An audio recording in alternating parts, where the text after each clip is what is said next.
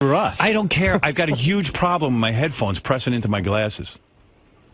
We were in the middle of a phone call. He doesn't know what goes on here. He barreled He's supposed into the to office. stand there like a goddamn robot. I agree. We haven't had one incident here in God. 4 years. He's security. He's got the cush job of a century. Just shut your fucking mouth. I like about Ronnie. me, about my glasses, about anything. Oh my God! I think I'm gonna reach orgasm. Who's he to compare his glasses to yours? Shut up, He Sal. got his glasses at Sal, Ann Taylor. Sal, you're an asshole. I like Ronnie best when he sleeps in Scott's office. Yeah. Which he was doing the other day, by the way. Well, wake him up when you see that. Well, at least he's not talking to anybody in the hall. We had a bunch of things we were going to make noise with, and then he woke up right when we got there. Yeah, he's standing security. I mean, the one thing the guy's got to do is be awake for 5 hours while I'm in the building. Impossible. Yeah. Can't do it. He's old. They sleep easily. Something's going on out here. What? I don't know. I just heard shit being thrown. Oh, no. And I heard the words, "Don't fucking touch me." Oh, no. Who touched who? What? What's he doing? I guess JD patted his show. What happened? Yeah, I patted his shoulder, and then he threw his walkie-talkie at me. Here we go again. Jesus. He got to stop throwing things. You know, he could be, at the point where he's too volatile. Yeah. Sometimes the elderly can't control their I'm telling you, what is he doing? Don't sit there and talk. Don't do shtick Now we about my gotta glasses. tell people not to talk to Ronnie. What's he doing? And he's throwing things again. I had a whole talk with him not to throw anything. Everybody's a consumer. My glasses. I think it's time. I just talked to Ronnie in the car about it. I said, watch. I said, I got to switch my glasses. People carry on. Everything you do. What is he doing? What is he doing? The head of security is the most dangerous guy in the building. Howard, he just barricaded himself in Scott's room. Good. You should have That's where he should be. the black security guards should come in and watch Ronnie. You're not kidding. Yeah. Those guys, those black guys stand there. They just stand there. They don't mix in. They do their They job. don't mix in with the people. I love black people. They don't mix. They do their job. That's it. Stand there. These three black guys and one black woman, I see them every morning. They stand there. They got a suit and tie on. Black people are no nonsense. Professional. Mm-hmm. That's right. Every morning they say good morning. They like almost stand at attention. They do their job. That's right. They don't look at glasses. They don't look at. They don't. And go I told to that to events. Ronnie. I said, Ronnie, stop mixing it up with people. Don't comment. You see me. Well, I don't care what's going on. He starts in with people. How come you're not making fun of Howard's glasses? Black people appreciate having a job. Yeah, the other security guards, you say good morning, they're like, good morning. You say it to Ronnie, he's like, fuck you. Yeah. He's always like got an attitude. Fuck you. I mean, fuck you. What is that? Every morning he says to me, "What's your problem?" I don't know a thing about the other security guards' lives. I don't know anything about those black guys. And that's the way it should be. Stand there and look, official. Look like you want to rip someone's head off if they get out of line. That's what I'm looking for. Well, he does look like that. Yeah. If you want, Doug, I haven't seen it yet, but Doug says they have the clip with audio of Ronnie throwing the walkie-talkie. Doug says it's good, but you got to bring up the audio if you want to hear it, Fred. All right, let me hear it. Get out, you fucking asshole! Get out of here! Oh my God! Don't fucking touch me! Oh, I gave him pat his shoulder. Oh boy! Now he's got to go retrieve his walkie-talkie. Does that walkie-talkie still work? I don't know. And who's he in touch with anyway? Who's he talking That's an to? amplifier for his hearing aid. I think he listens to NASCAR on it. What's he doing out there? Oh my God! But he's his own worst enemy. Because he started in with people. He's out there screaming about my glasses. Right, he's trying to Just tell shut them up. that they should be involved with you. Yeah, shut up. Stand there quietly. I asked the guy, he told me he was going to do it. He can't do it. He can't help himself. Yeah, nobody asked for his opinion on your glasses. He came barreling into everybody. Yeah. Don't worry about me, about what people say about me or say about you. Just stand there. Stand there. It's so easy, his job, if he just stands there. He won't do it. He's a yenta. He loves it.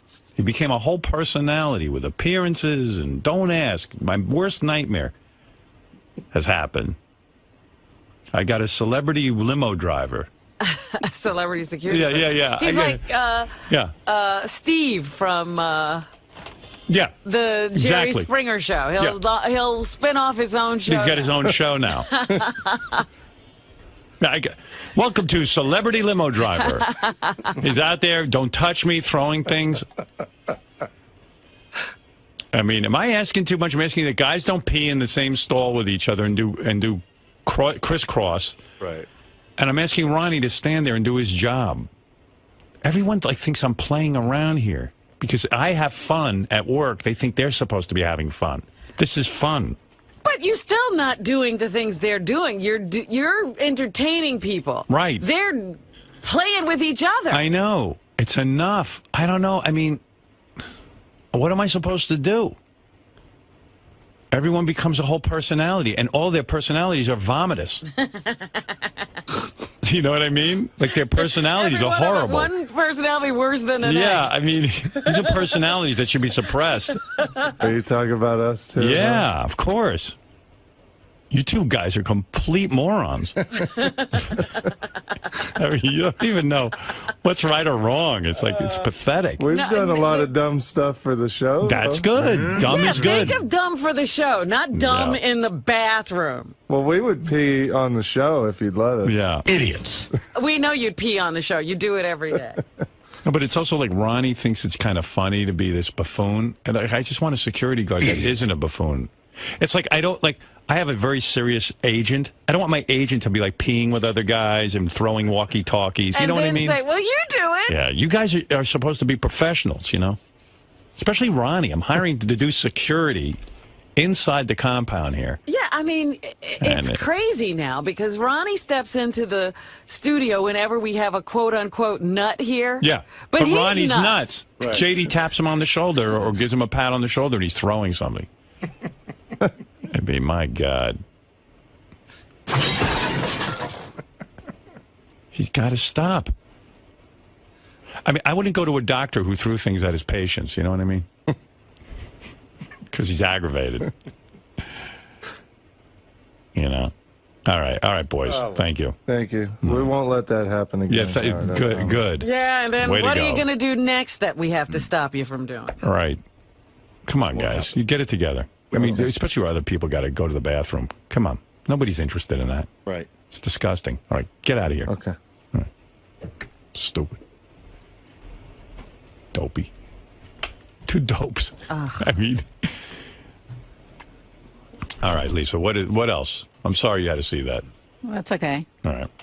I just wonder why. Lisa's a real lady. She shouldn't have to see that, Rob. No. I just wonder What why. am I? What are you saying about me now? I don't know why. You. I'm not a real lady. No. I don't know why Ronnie's so angry. Like, what else is going on? Well, Oh, yeah. you think something underlies all this? That his Of course. life is falling apart or something? I don't know. Gee, what a. There's a guess. There's a leap. You think Ronnie's life is falling apart? Fucking instigating motherfucker. I've never seen an angrier human being. But the worst thing is that he's like a security guy who's out of control. You know? Scores, man, is about having fun, motherfuckers. And this wasn't always, see, this is a recent thing. Ronnie used to have some control. Well, why do you think Ronnie's not a cop? I mean, he always wanted to be a cop. I know. You think he always was like this? Yeah, I'm sure the cops took one look at him and went, listen. A little hair trigger? Yeah, I mean, dude, we don't need your aggravation. I'm sure. Did he ever take the police psychological exam? Honestly, did he? I don't know. You know, because today everyone calls themselves security, but, you know. Those are people who couldn't be cops. Yeah, sometimes I think so. That psychology part was really tough. They ask you shit that just pisses you the fuck off. They ask you a bunch of fucked up questions. Like, what do you think of your mother? Fuck Piece you. of shit.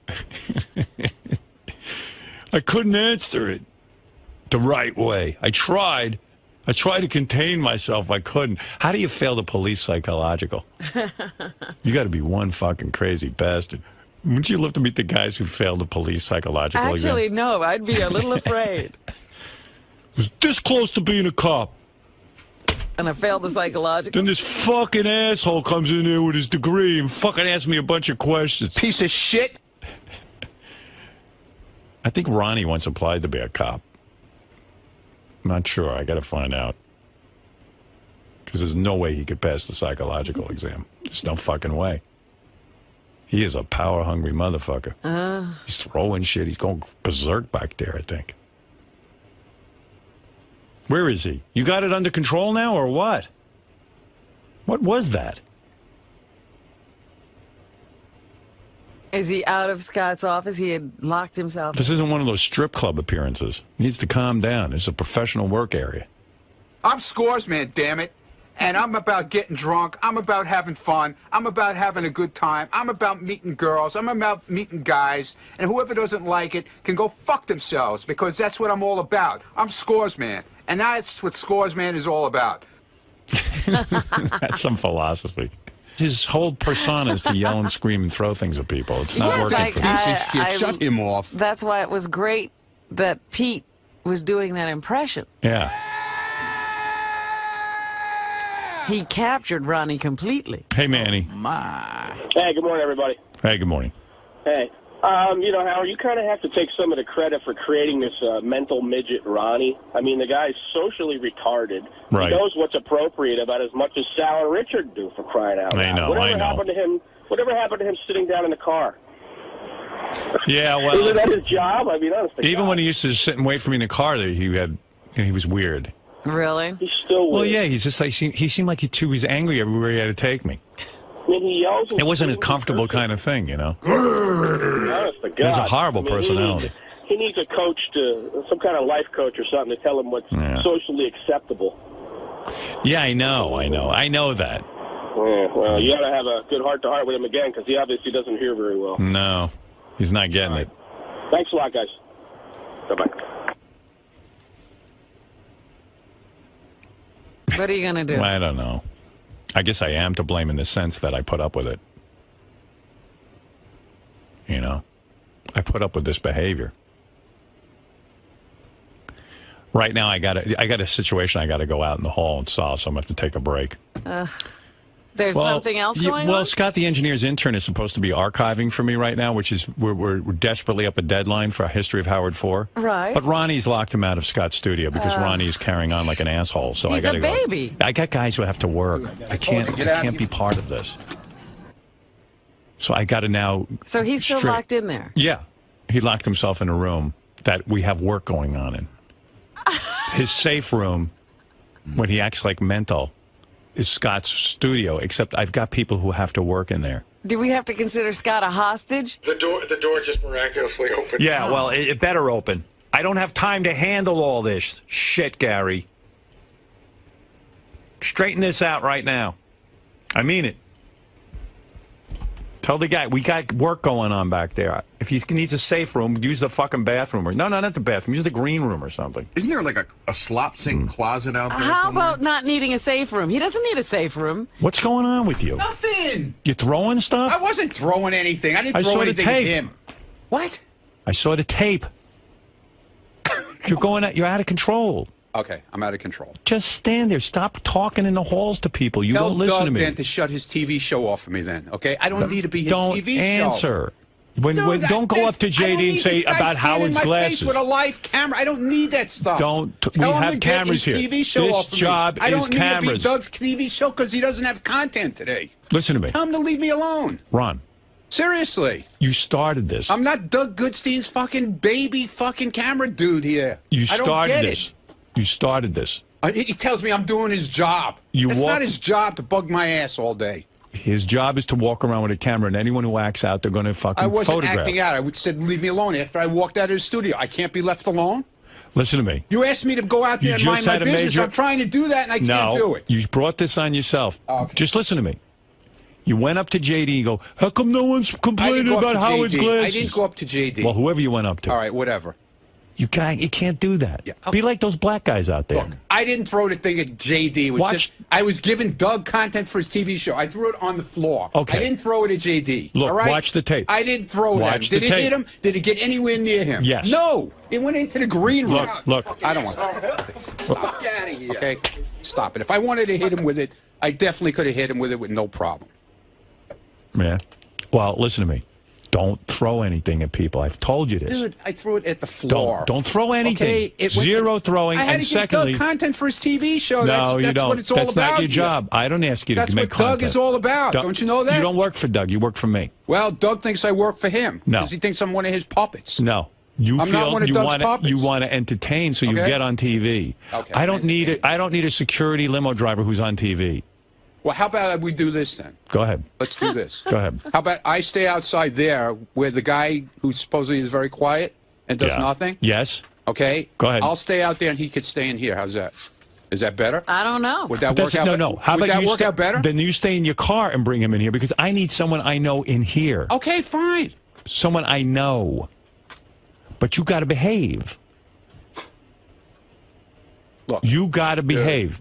Ron, look at me. I'm you looking got at you. to behave. I'm looking straight Stop at you. performing. I am Stop being a looking monkey and straight at performing. you, Okay, dude. then listen. And, Then you now know, I we need went you to through this listen. the last time, and Now I went need out you to there listen. minding my business. No, you didn't. And this You guy, started and these in with guys everyone always, about no, my 'cause all they glasses. do is start with this camera shit. That's 'Cause right. They're not There's gonna be- happy because Ronnie, they don't want to leave me alone. Can you okay? work where a camera is? Because there's going to be a I know camera where there. a camera is. Stop it. Can you work with a camera in around what you're doing? Yep, they don't have to follow me. There's no reason to follow They're me. going to follow if I'm everyone. There doing nothing. They follow everyone. If you're doing nothing, they'll get bored and leave. You're obviously doing something that's interesting to them. You're acting out. I'm sitting there. You can't admit you're acting out for the camera. You just said you feel pressure to have to act out I'm for not Doug's acting out camera, for the camera, because they're okay. light on content. Right. Okay. You don't have to be the content. That's not. You don't have to be the content. Just stand there and they will leave you alone. You're way interesting. You're throwing things. You're yelling at JD. Or you're carrying on about my glasses. Stand there. You're a pro. Whatever. You're an older man. Right. Did you ever take the police psychological exam? I'm not going to start. With Did you? No, dude. Did you take the I'm not psychological? Going there now. Don't I'm going to give it to you. I'm going to give you the police you do whatever psychological you exam. want, okay? Why are you starting in with people? I'm not. Enough. I'm done. Okay? No. I'm done. Are you stopping? Are you going to stop? I'm done. I'm done in here and I'm done out there. Okay. You're done. I'm done. Okay. Ronnie, talk to me for a second. Come on. No, you guys Please. are done. What I deal with Go all back day. to your What are you boss. done with? Go back to your boss and tell him I'm not his puppet. Goodbye with the camera. Okay. I'm busy straightening You're not everyone gonna- out. If I you're could not put gonna my be on brains in camera your head, anymore? then there'd be no problem. Okay. I'm not your puppet and I'm not They're your children. puppet. So go I'm away the with only your one who's sane microphone around and go here. away with your thing. Excuse Goodbye. me. That's it. I'm not ranting and raving in the No. halls anymore. I've seen odd behavior. I used to, but I stopped. Right. Well, you're able to control yourself, evidently.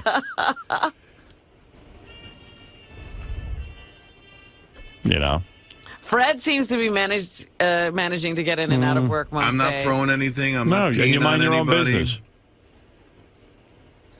I mean, it's really not. I'm just asking Ronnie to be quiet. Just quiet down. Don't and then act he's out. telling you, then make this happen and that happen. You got to change the whole environment. Ever wonder for why? him. Yeah, exactly. You ever wonder why Will is never on Howard TV? Did you ever wonder? No, it never occurred to me. You 'cause want to know don't why? think about him. Because Yeah. he's not interesting. Right. He just stands there and does He his does stupid his job. Yeah, he's doing his job. That's Right. the answer. You want to know why Richard and Sal are always on Howard TV? Because they're always up to something. They're always up to hijinks. They love the camera on them. That's the difference. Ronnie loves the camera. Yeah. I mean, Scott's not on. No. Ronnie and Scott are out there at the same time. Right. It's the crazies. So I'm begging Ronnie, please just stand there and don't do anything, and no camera will care about Well, you. then make Doug stop. Make Doug stop. We'll change the whole show. If he didn't throw the phone, Right, Doug he wouldn't be on. shooting him. And Ronnie likes getting on camera. Right. I mean, he even betrayed himself. I'm doing it for Doug. Right. I thought your job was security, Right. not working for Doug. No, now he works for Doug. Well, get I the stand camera corrected. off me, because he's like a lab rat. He can't not do it if the camera's there. Right. Good Lord. Gotta go get that cheese. I see a camera. I gotta go nuts. Yeah. And even the throwing. I did that for the camera. You did it for the camera? Who asked you to be on the camera? Now he's thinking of scenes and ending scenes. Yeah. He needs a good piece of tape for the that show we do every week with John Hine and Rachel Fine. Doug's making me. I'm going to lock myself in Scott's room so no one can get in and do their work. I don't know. And then when I make these points to him, he goes, that's it, I'm out of here. I can't talk about this. You can't talk about it because I'm making sense. I'm right. Of course I'm right. I'm a very logical guy. I mean, Ronnie sees me off the air. I don't do a thing. I walk around. Well, they all see you. I know. I don't know why he doesn't follow my example. Then he's out there. They got tape of him attacking the camera 3 minutes ago.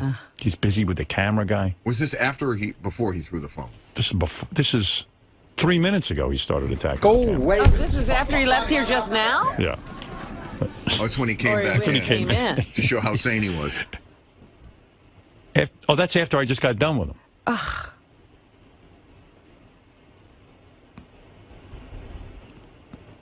Ay. I'll straighten it out, I hope, but I don't know if I can. Good luck. Well, why do I have to be the boss? Isn't this Tim's job to straighten everyone out? How many times are you going to straighten it out? All right. I'm taking myself out of it. Tim's the boss of everyone now. I don't know. Everyone thinks I'm the boss. Tim is the boss. Because obviously they don't listen to you. No. Tim. Why am I in charge of Ronnie? Tim is coming back, I think, Howard. But he was, I heard him out in the hallway. He's like, Ronnie, you're out of control. This is the greatest show on earth. Tim said that? He did. When Ronnie walked in and hit the camera, he said, hey, you're out of control. All right. I'm no longer in charge of Ronnie. Please, give me a break. Yeah. Nobody wants to be in charge of Ronnie. You're in charge of Ronnie from now on. Handled. Thank you. I don't want to... Hey, Tim. I don't want to be in charge of anyone. You know what I mean? I'll take care of it. Any personnel. I'll take care of it. I just want to be like a disc jockey who like comes in and hangs out, does his show, and then leaves. Okay. So when you find out that Sal and Richard have been peeing on the seat of the toilet, handle it. I've already talked to him. All right. Good. Yeah, I don't want to be the boss anymore. Like, I'm really not the boss. Well, I'll handle it. Don't worry. Really? I now have the tools in order to take the weight off.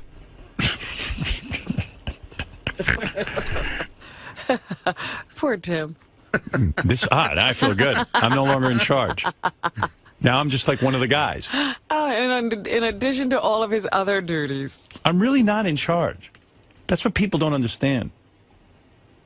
People don't get that I'm not in charge. I just work at Sirius like they do. But, I love that the attitude, I'm sure, of Richard and Sal is that Howard's going to love this when they do I know. I don't love that. When he hears this, he's going to love it. I love when they do a phony phone call or they write a bit or something. That's what I love. You know, it's crazy.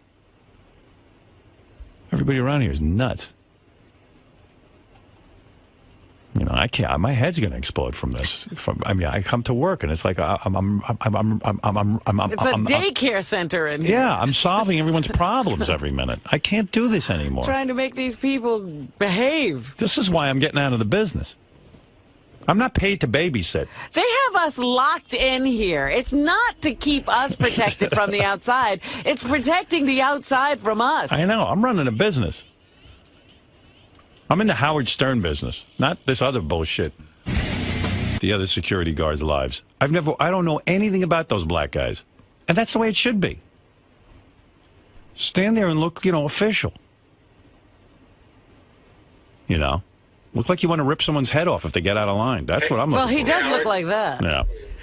If you want, I haven't seen it yet, but Doug says they have the clip with audio of Ronnie throwing the walkie-talkie. Doug says it's good, but you got to bring up the audio if you want to hear it, Fred. All right, let me hear it. Get out, you fucking asshole! Get out of here! Oh my God! Don't fucking touch me! Oh, I gave it a shoulder. Oh, boy. Now he's got to go retrieve his walkie-talkie. Does that walkie-talkie still work? I don't know. And who's he in touch with anyway? Who's he talking That's an to? amplifier for his hearing aid. I think he listens to NASCAR on it. What's he doing out there? Oh, my God. But he's his own worst enemy. Because he started in with people. He's out there screaming about my glasses. Right, he's trying to tell them that they should be involved with you. Yeah, shut up. Stand there quietly. I asked the guy, he told me he was going to do it. He can't do it. He can't help himself. Yeah, nobody asked for his opinion on your glasses. He came barreling into everybody. Yeah. Don't worry about me, about what people say about me or say about you. Just stand there. Stand there. Talk with him not to throw anything. Everybody's a consumer. My glasses.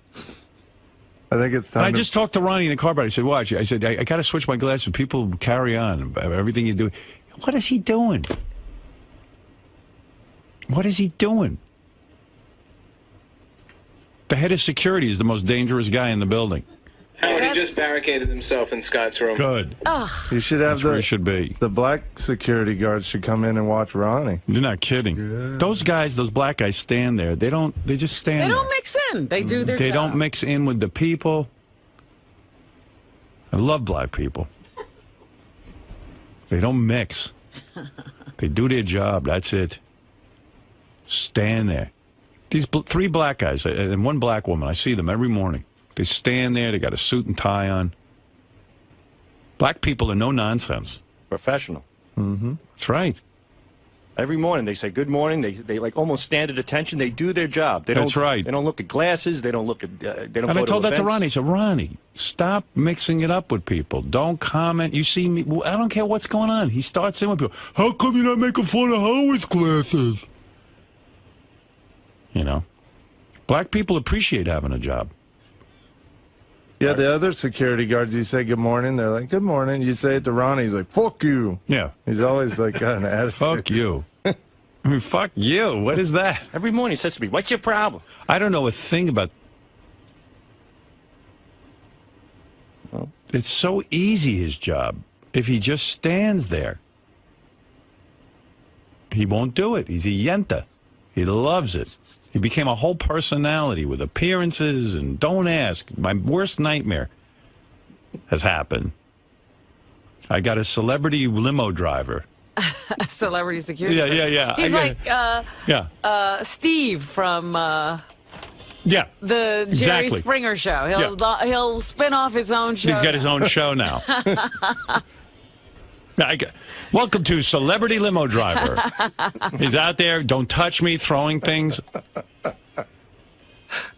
I mean, am I asking too much? I'm asking that guys don't pee in the same stall with each other and do crisscross. Right. And I'm asking Ronnie to stand there and do his job. Everyone thinks I'm playing around here because I have fun at work. They think they're supposed to be having fun. This is fun.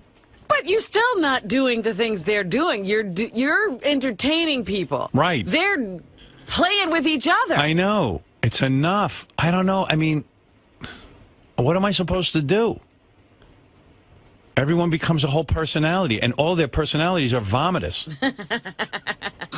You know what I mean? Like their personalities are horrible. One personality worse than another. Yeah, I mean, these are personalities that should be suppressed. Are you talking about us too? Yeah, of course. You two guys are complete morons. For us. I don't care. I've got a huge problem with my headphones pressing into my glasses. We were in the middle of a phone call. He doesn't know what goes on here. He barreled supposed into the to office. stand there like a goddamn robot. I agree. We haven't had one incident here in God. 4 years. He's security. He's got the cush job of a century. Just shut your fucking mouth. I like about Ronnie. me, about my glasses, about anything. Oh my God! I think I'm gonna reach orgasm. Who's he to compare his glasses to yours? Shut up, He Sal. got his glasses at Sal, Ann Taylor. Sal, you're an asshole. I like Ronnie best when he sleeps in Scott's office. Yeah. What she was doing the other day, by the way. Well, wake him up when you see that. Well, at least he's not talking to anybody in the hall. We had a bunch of things we were going to make noise with, and then he woke up right when we got there. Yeah, he's standing security. I mean, the one thing the guy's got to do is be awake for 5 hours while I'm in the building. Impossible. Yeah, can't do it. He's old. They sleep easily. Something's going on out here. What? I don't know. I just heard shit being thrown. Oh, no. I heard the words, "Don't fucking touch me." Oh, no. Who touched who? What? What's he doing? It's JD patted his show. What happened? Yeah, I patted his shoulder, and then he threw his walkie-talkie at me. Here we go again. Jesus. He got to stop throwing things. You know, he could be, you know, at the point where he's too volatile. Yeah. You know, sometimes the elderly can't control their I'm telling you, what is he doing? Don't sit there and talk. Don't do shtick now about we gotta my glasses. tell people not to talk to Ronnie. What's he doing? And he's throwing things again. I had a whole... I mean, you don't even know what's right or wrong. It's like, it's pathetic. We've done a lot of dumb stuff for the show. That's good. Dumb is good. Think of dumb for the show, not dumb in the bathroom. Well, we would pee on the show if you'd let us. Yeah. Idiots. We know you'd pee on the show. You do it every day. No, but it's also like Ronnie thinks it's kind of funny to be this buffoon. And I just want a security guard that isn't a buffoon. It's like, I have a very serious agent. I don't want my agent to be like peeing with other guys and throwing walkie-talkies. You know what I mean? And then say, well, you do it. Yeah, you guys are supposed to be professionals, you know? Especially Ronnie. I'm hiring to do security inside the compound here. Yeah, I mean, it's crazy now because Ronnie steps into the studio whenever we have a quote-unquote nut here. Yeah, but he's Ronnie's nuts. Right. JD taps him on the shoulder or gives him a pat on the shoulder and he's throwing something. It'd be, my God. He's got to stop. I mean, I wouldn't go to a doctor who threw things at his patients, you know what I mean? Because he's aggravated. You know? All right, boys. Thank you. Thank you. We won't let that happen again. Yeah, good. Yeah, and then Way what to are you go. going to do next that we have to stop you from doing? All right. Come on, guys. You get it together. I mean, especially where other people got to go to the bathroom. Come on. Nobody's interested in that. Right. It's disgusting. All right, get out of here. Okay. Right. Stupid. Dopey. Too dumb. Making you more compelling. You're going crazy. I lost my mind. I want you to listen to the playback. I lost my mind. I got a new car. You had no idea what the car was. You had no clue what it was. I had from 3 different sources that it was a stop with pace your car. sources so I went bullshit. on the air with it, and then you confirmed it. So what's the issue? What's the issue here? There's no issue. The issue was I there is no confirmed it issue. myself later on. You had no story when you brought it up. You had no story, John. Ronnie, you're almost like I can't get through to you. It's like you don't have a normal brain. I have a normal brain. Listen to me. When you report, I confirmed the story with 3 sources, and then with you yesterday by blowing me off, you confirmed it. No, I didn't. You said. I said nothing. What did you say? I said to you, I don't know what you're talking about. And then when I kept questioning you, you finally said, yes. What did I say? I have a car. We're playing the clip today on the news. I didn't say what it was. It corroborated what I had from 3 other sources. For 20 years already. So I went on the air with it because I was confident in the story. I had it from enough people. No, you weren't confident because you didn't know what the car was. It doesn't matter. I knew it was a pace car, and I knew you had it at home. Dude, you didn't Why know do what I it need to looked know like. the year? You're coming in with having them bring in different pictures, different colors. You're telling me the car's orange. You're telling me the car's pink. You had no clue. The structure of the story was true, and I stand behind it. Well, good. You stand behind it. I think it was bullshit. You don't. How is it? So it's not true? It's true now. Thank you. I Thank said you. It was That's true. it. I said it was true afterwards. When Howard asked me, I said it was true. Not to you. Do you hear this argument? What are you doing, Ron? I don't know. And I was going to say to him yesterday, you got to calm down. You get upset about everything lately. And then he starts attacking me. He says, Howard likes his electronic devices. Yeah, I do. And if they ask me if I got a new one, I'll tell them. I don't listen. If John there's a difference between walking around and you got a new phone, right? And there's a difference between driving around in a car that stands out a lot, and I don't need people knowing it's me. That's all. I don't need people bothering me. You got a car that people will look at, and now you don't want them to know it's you? To see it. Yeah, they'll see it, but they don't have to know it's me. They don't have to know it's Ron, me. why buy a car that draws that much attention? Really? Oh, here he is. I don't want to there's deal John with him. Lieberman. I don't want to have to deal with him now. You don't? Why don't you care? Let's I can't stand him. Why? I can't stand the man. But Ronnie, he's part of the show. He's doing his job. He's a shit reporter. Is this on right? Yeah. You don't even know how to put a microphone on. It's on backwards, you idiot. Oh, dear. This is a different one than I normally use, Ronnie. Boo-hoo. It's different than he normally uses. You have become such... You're an ignoramus. You don't know what you're an speaking idiot. about. You came up to me in the hall about 5 minutes ago. You say, I know who your sauce is. I know who your sauce is. It's a source. Yeah. I said sauce. You didn't ask Richie sauce. Wilson. Oh, ask Richie Wilson. What is the story with this car? Play what I did to him yesterday, how I made him blow up. What do you Play mean? that. What is that? This is it, no? When I said he was a shit reporter, how he went ballistic. Well, here, I mean, I'm in the middle of the Ronnie argument. So what's the issue? Out. You're confirming my story. No, dude. You had no story when you went in there. If it's not a story, that would mean you don't have a pace car and you're not driving it around town. You put the thought in his head that I have some kind of a car. I don't know. I don't know which part you're talking It's about. right towards the end. I think that's all I have. They give me clips. Oh, he went crazy. I did not go crazy. What I was saying to you, Ronnie, they were falling out of his head, dude. I was making... Listen, let me explain this to Ronnie. The reason we hired him... I don't care. ...is because... I don't care why you hired him. Yeah, but you're working I don't here. like him. Yeah, you don't have to like me. I don't like you. You don't have to like me, but you can politely say no comment. But you see, when your reaction is so out of bounds... That's all I have to say? Sure, you can say no comment. On any story you come to me with. You know what? I just don't understand. I don't like you. So if it's about Ronnie's block party, send Lisa. Promoting... Send Lisa to me. I love Lisa. I will send Lisa. Fine, no more block party stories. Okay. And you know what is out of bounds? I've never attacked you in terms of your security job. I was just fucking with you like everybody fucks with me. I have never personally attacked you. You work on the Stern Show. Please finish? You work on the Stern Show. Take your fucking medicine like I do. Are you kidding me, Mr. Hypocrite?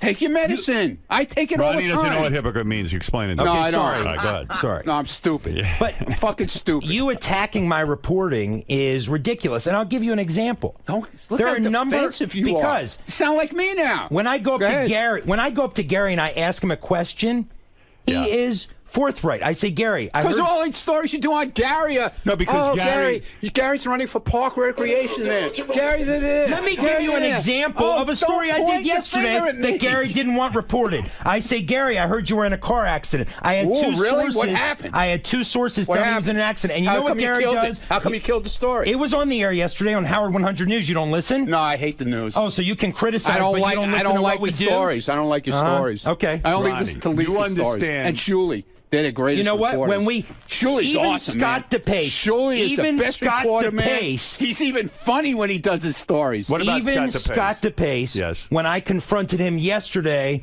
about some allegations that I've been hearing. I know what you're talking about. There was this TV camera was supposed to be covering him. He was having a meltdown about something. And he had the cameras turned off. He's instructed people not to shoot his picture. There are a lot of things. I got word about. Don't shoot him when he's leaning back in his chair either. And I will take this up with Scott off the air. Hey, bring it up because, dude, there's no truth to that. Let's go. Howard. Well, here are what my sources say. My sources. Here he goes again. I have multiple sources. Oh, I know around you here, do, man. and I protect them. That's why I get these stories. Probably. Yeah, you I pay them. Pay him. Little informants. Little yeah, because I'm not spending my money on pace cars that you fucking run around chasing after. Howard, what'd you find out going on? You little fucking spies. But can I say something, Ronnie? If you don't want to be noticed in your car, don't buy a pace car with writing all over it. It's a collector's car, okay? Yeah, but if you don't Leave want me to be alone. noticed, why? I don't bother you with what you do. Why do you have to bother me what I do? Collect. Why does that bother you so much? I'm saying the logic there that you don't want to be on the news. There's guys with 50 cars in their garage that collect cars. No, I have one. I have no problem. It's a crime. I know. But I'm you don't sorry. Want John asking about your car because you don't want to be noticed. That's a car that you get noticed in. I'm sorry. I mean, you're going to be noticed in Dude, that if car. they don't see me and they don't know it's How are they me. not going to see you? There's glass in the fucking car. They can look in and see the glass you. is tinted, okay? Just like when you get in a car. It's not the glass, that tinted. Oh, They it can is. see through the No, front. Is it legal? Oh, Jesus, here we go. What is that, Scott?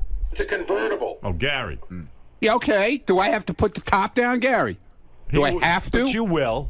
Do I have to put the top down? You don't care if people see you in that. Oh, stop it now. You're Stop looking it. for attention. That's why you get a car like that. Oh, please.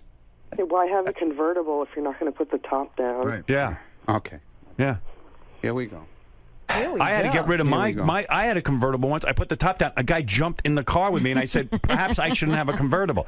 But I said to myself, it's silly to have a convertible if I can't put the fucking top down. So you got rid of it. Of course.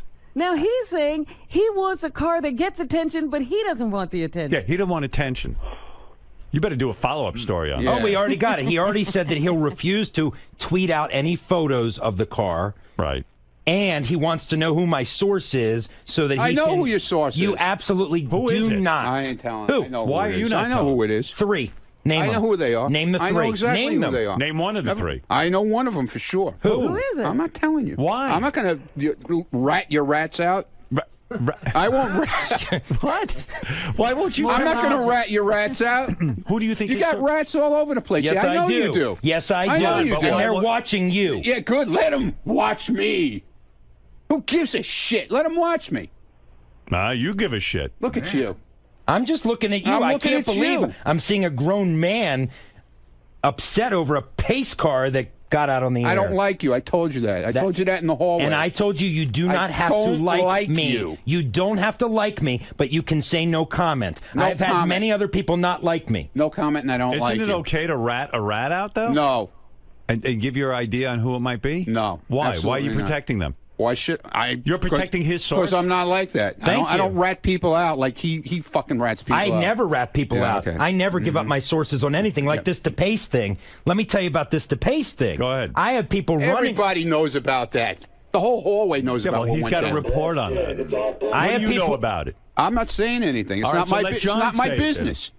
What we have You know what, confirmed Ronnie? is this. You would make this show very successful. Yeah. Ronnie, you don't understand. We need information so Okay, that good. we can have a show. All right.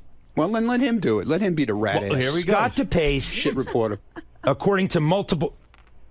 According to multiple sources. Sorry, I heard the Stinks. shit reporter comment it. Stinks. You're a terrific reporter. Don't listen to him. Stinks. Could I please get this Yeah, go story ahead. out before I really have to take action? Oh, ooh. Is that a threat or a promise? No, I'm talking to Howard. Go ahead. Excuse me. Be my Go guest. ahead. Multiple sources, Howard, say that Scott DePace Multiple has sources. set rules in the Howard TV control room. I heard he that. must be notified when he's being shot by a camera Yeah. because, in part, because he doesn't want any unflattering images of himself on the Howard TV behind the Here's scenes. another guy For example, when who he's doesn't understand how we make a living. For example, when he is sitting back in his chair. Thanks, Scott, Yeah. for taking the heat off. He doesn't want those moments captured. And in fact, I have confirmed he shined a mag light in one of the cameramen's cameras because they were trying to get a shot of him yesterday. Has everyone gone nuts around here? And he called. can I And he say called something? How are we one gonna of make his a living? producers. How are we and he gonna make a called- living? You did call one of the producers back there unintelligent yesterday as well. Is any of it true? Wow. Is any of that true? And I believe it is true. Bits and pieces, but not for the reasons he's bits and saying. pieces. Go ahead. So the first thing is, yes. I simply don't want a camera spying on me. I have no problem with a camera when Me neither, asshole. Well, none of us want a camera spying. So all I requested was that they let me know when they're shooting and when I'm in the control room. I'm in the control room doing my thing. Yeah, but something went down that would have been good on Howard TV. No, not once. I simply What was the said event? I want to know. Now listen. So no, let me explain to you. John, what was the event No, that let me he explain. boycotted? Let's hear, Howard, with all due respect, let's hear never- what he says so that I can contradict it with facts. On the life of my kids, I never told them they can't shoot me. Never once. But the other day they couldn't shoot you. They could too. They have to inform no, you. all I said is just let me know. So it went, a couple of segments went by when all of a sudden I look over my shoulder and there's a camera there and I'm like, hey, can you just let me know? So then apparently, so they were letting me know, but it wasn't loud enough. I wasn't hearing it. So I said, well, can you tap me on the shoulder or do something so that I know you're shooting me? And that was the whole controversy. But I thought there was something going on that was of particular interest, and the guys were afraid to pick up the camera because they couldn't alert you during it because you were having a meltdown. Yesterday, my switcher was melting down. I'm doing all this stuff, and you were yelling at me because there was shit in the monitor. Right. Rightfully. Was that the incident? No, there was another incident as well. During when tell Lee to get in here. When Kelsey, the woman with the large breasts, came in, and there was the jumping jacks incident back in Howard TV. Right. My sources tell me that Scott told them not to shoot it, and in fact yelled at Greg Carmel, the cameraman, for documenting the event when he was just doing his job. That is a lie. That's libel. Well, then let's get them in to court. Then let's get them in Whoever here. That person is. I have a flat-out lie. The only reason I did it was because there was a camera. Are there. you censoring what is being shot of yourself? Never once. No. You're not censoring. Can I ask a question? I got a question. Not that I'm aware of. Scott, if you get into an argument with somebody, somebody doesn't have time to tap you on the shoulder, but it's interesting. Will they get in trouble if they shoot it? No, I'm talking about that is not what I'm talking about. I'm talking about when I'm doing my job and over my shoulder there happens to be a camera there, and not when I'm arguing with someone. That's of course fair game. Nobody shoot it yesterday when you were having this huge argument in the hallway, and Jason went out, and everybody was afraid to shoot it because they were told they can't shoot you. What is this? All right, listen to me. Listen to me. Yes, Doug, what do you want to say? Bring one of these people in here. Is this one of them? That's one of them. No. I'm actually going to defend Scott. Listen, let me say something. Never mind your defense. Here's what I'm going to say. Well, I'll tell you what I got to cut through the bullshit. He's not interested in that. Everyone, cut the bullshit. None of you are superstars. I am a superstar. You are not.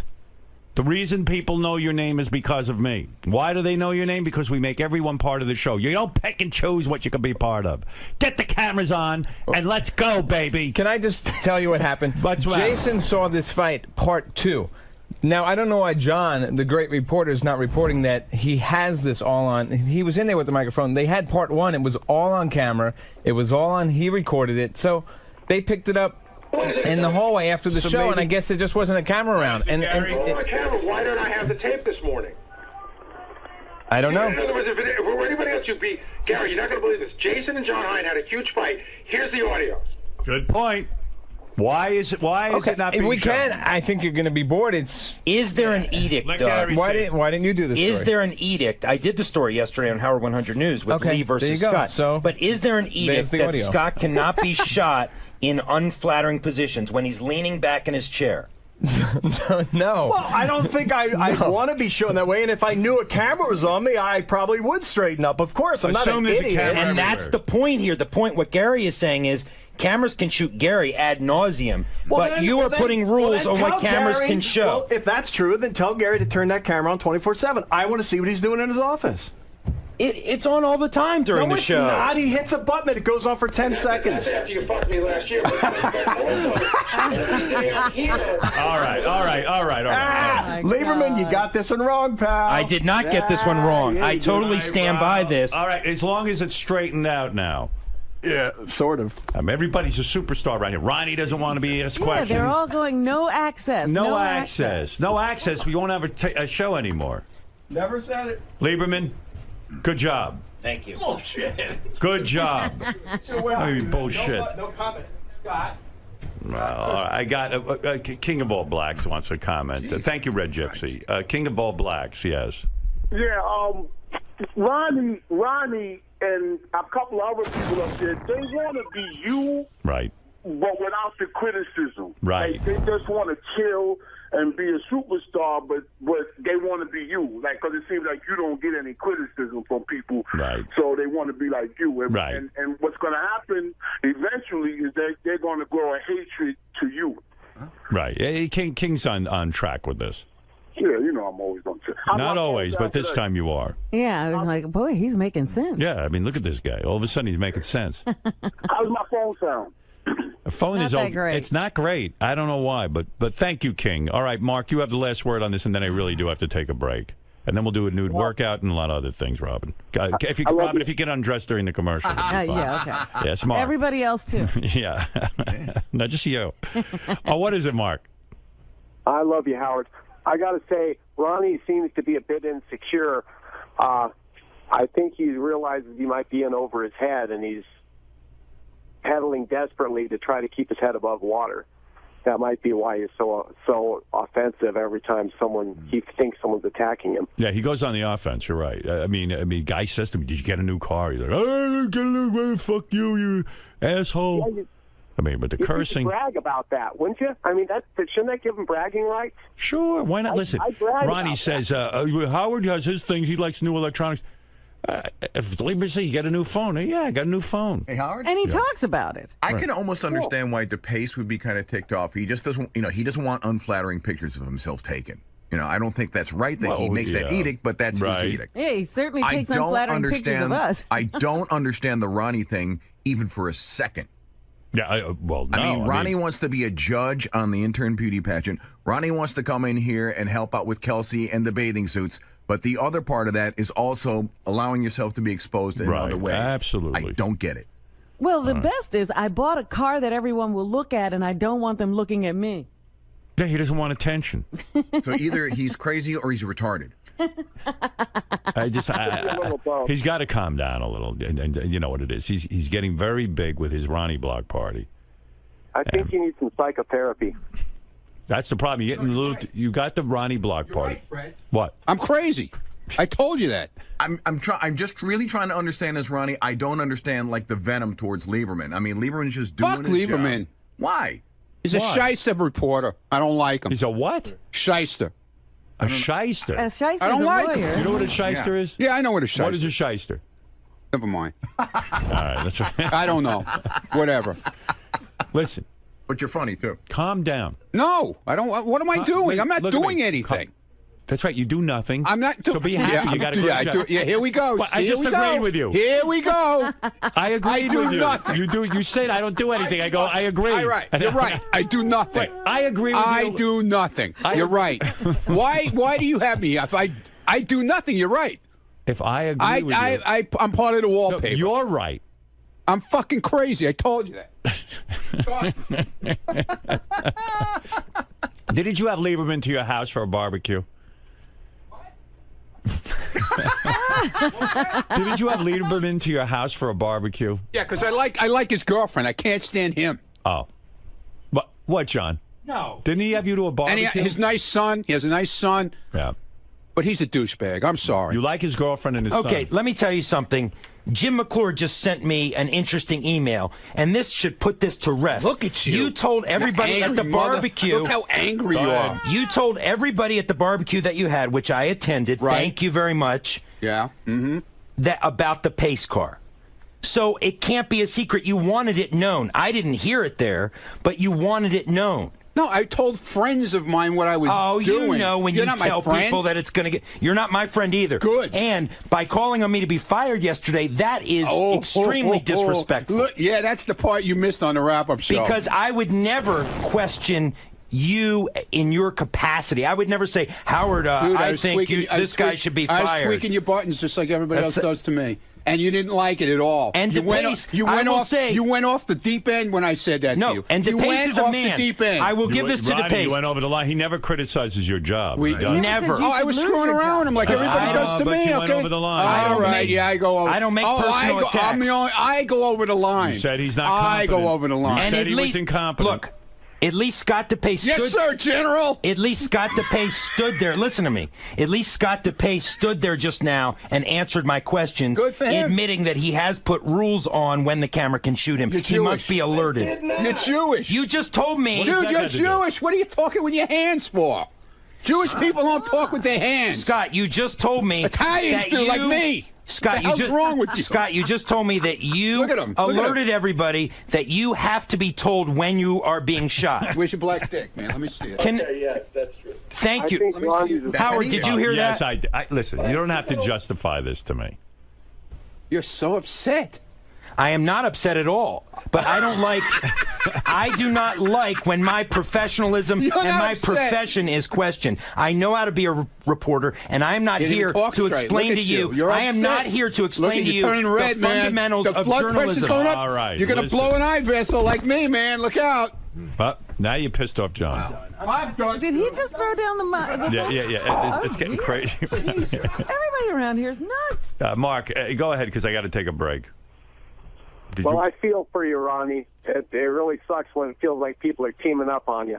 Well, but, hey, you got people out there that are supporting you. I'm not sure where they are, but they're out there, okay? Teaming up on him. They asked him if he got a new car. Yeah. I don't know quite what to say about it. Maybe he's self-hating and projecting it on others. I can't quite. I mean, what kind of question is that to blow up over? Don't you want to know about Ronnie's new car?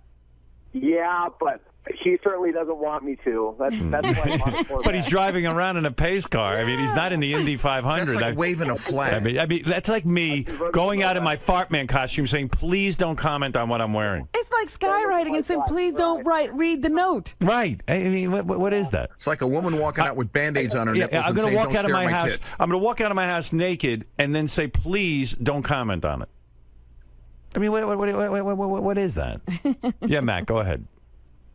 Yeah, if Ronnie can't handle jokes about his pace car, how's he going to handle all the jokes after Richard blows him? Because even if Ronnie takes the joke, he's going to get jokes about it for the rest of his life. All right, thank you, Matt. You had the last word on that. I'm telling you, we're getting into a weird area with those two in a funny way. So it's out there. So Ronnie's doing this weird move. Ronnie's just leaning against the wall, and Ronnie's at the far wall, and Lieberman's over here by the green room, and they're just yelling at each other. And Ronnie's like the guy in the movie, like the gangster, like flipping the coin. He goes, "You're a shit reporter." And I don't know why, but Lieberman goes, "Fuck you! I'm not a shit reporter." I'm telling you, it's getting weird. Oh my God. Do they know that? It's completely repetitive, by the way. Like you could go out there in an hour, and the conversation will have not changed at all. Started up again. It's like that Star Trek. But Ronnie has figured. But here's the funny thing. Ronnie has figured out if he calls him a shit reporter, it gets under his skin. Right. But Ronnie can't. We talked about this on Rapid News. Ronnie doesn't understand how you rile him up to get under his skin. He doesn't. No, he doesn't like me. I go, but you don't really not like Lieberman. You're just fucking with him. He goes, I know. It's very interesting. John, why did you finally crack with this Ronnie nonsense? What pushed you over the edge today? Calling me a shit reporter. I only speak the truth.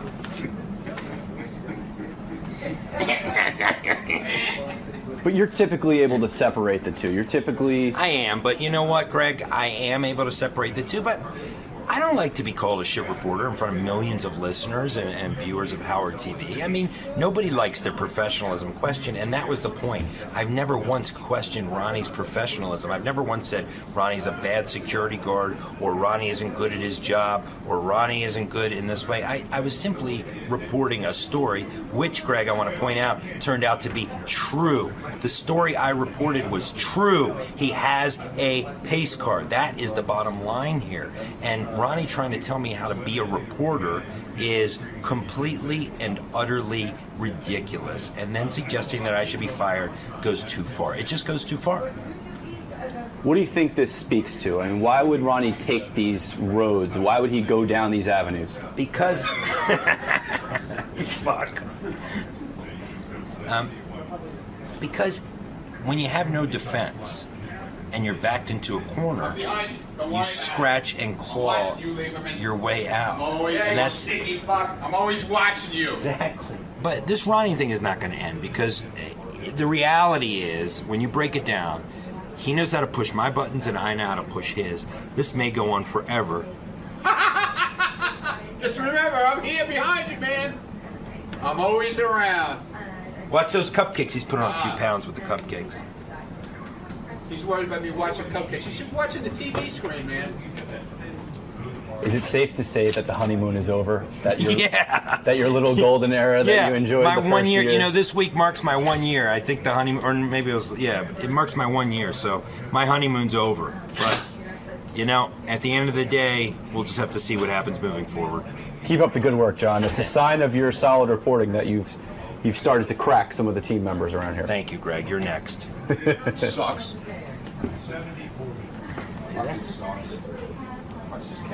Ronnie. Yeah. You get a special kind of kick out of when you get a rise out of John Lieberman or any of the news reporters. You know, everybody's got their guy they pounds on around here. I'm one of the guys that gets pounded on by everybody. So you know what? I like giving it back now. I like it, man. I'm pounding. No more punching bag. I'm pounding, man. You're doing the punching. I found my punching bag. And that I know how to get to him. I know how to get to him, man.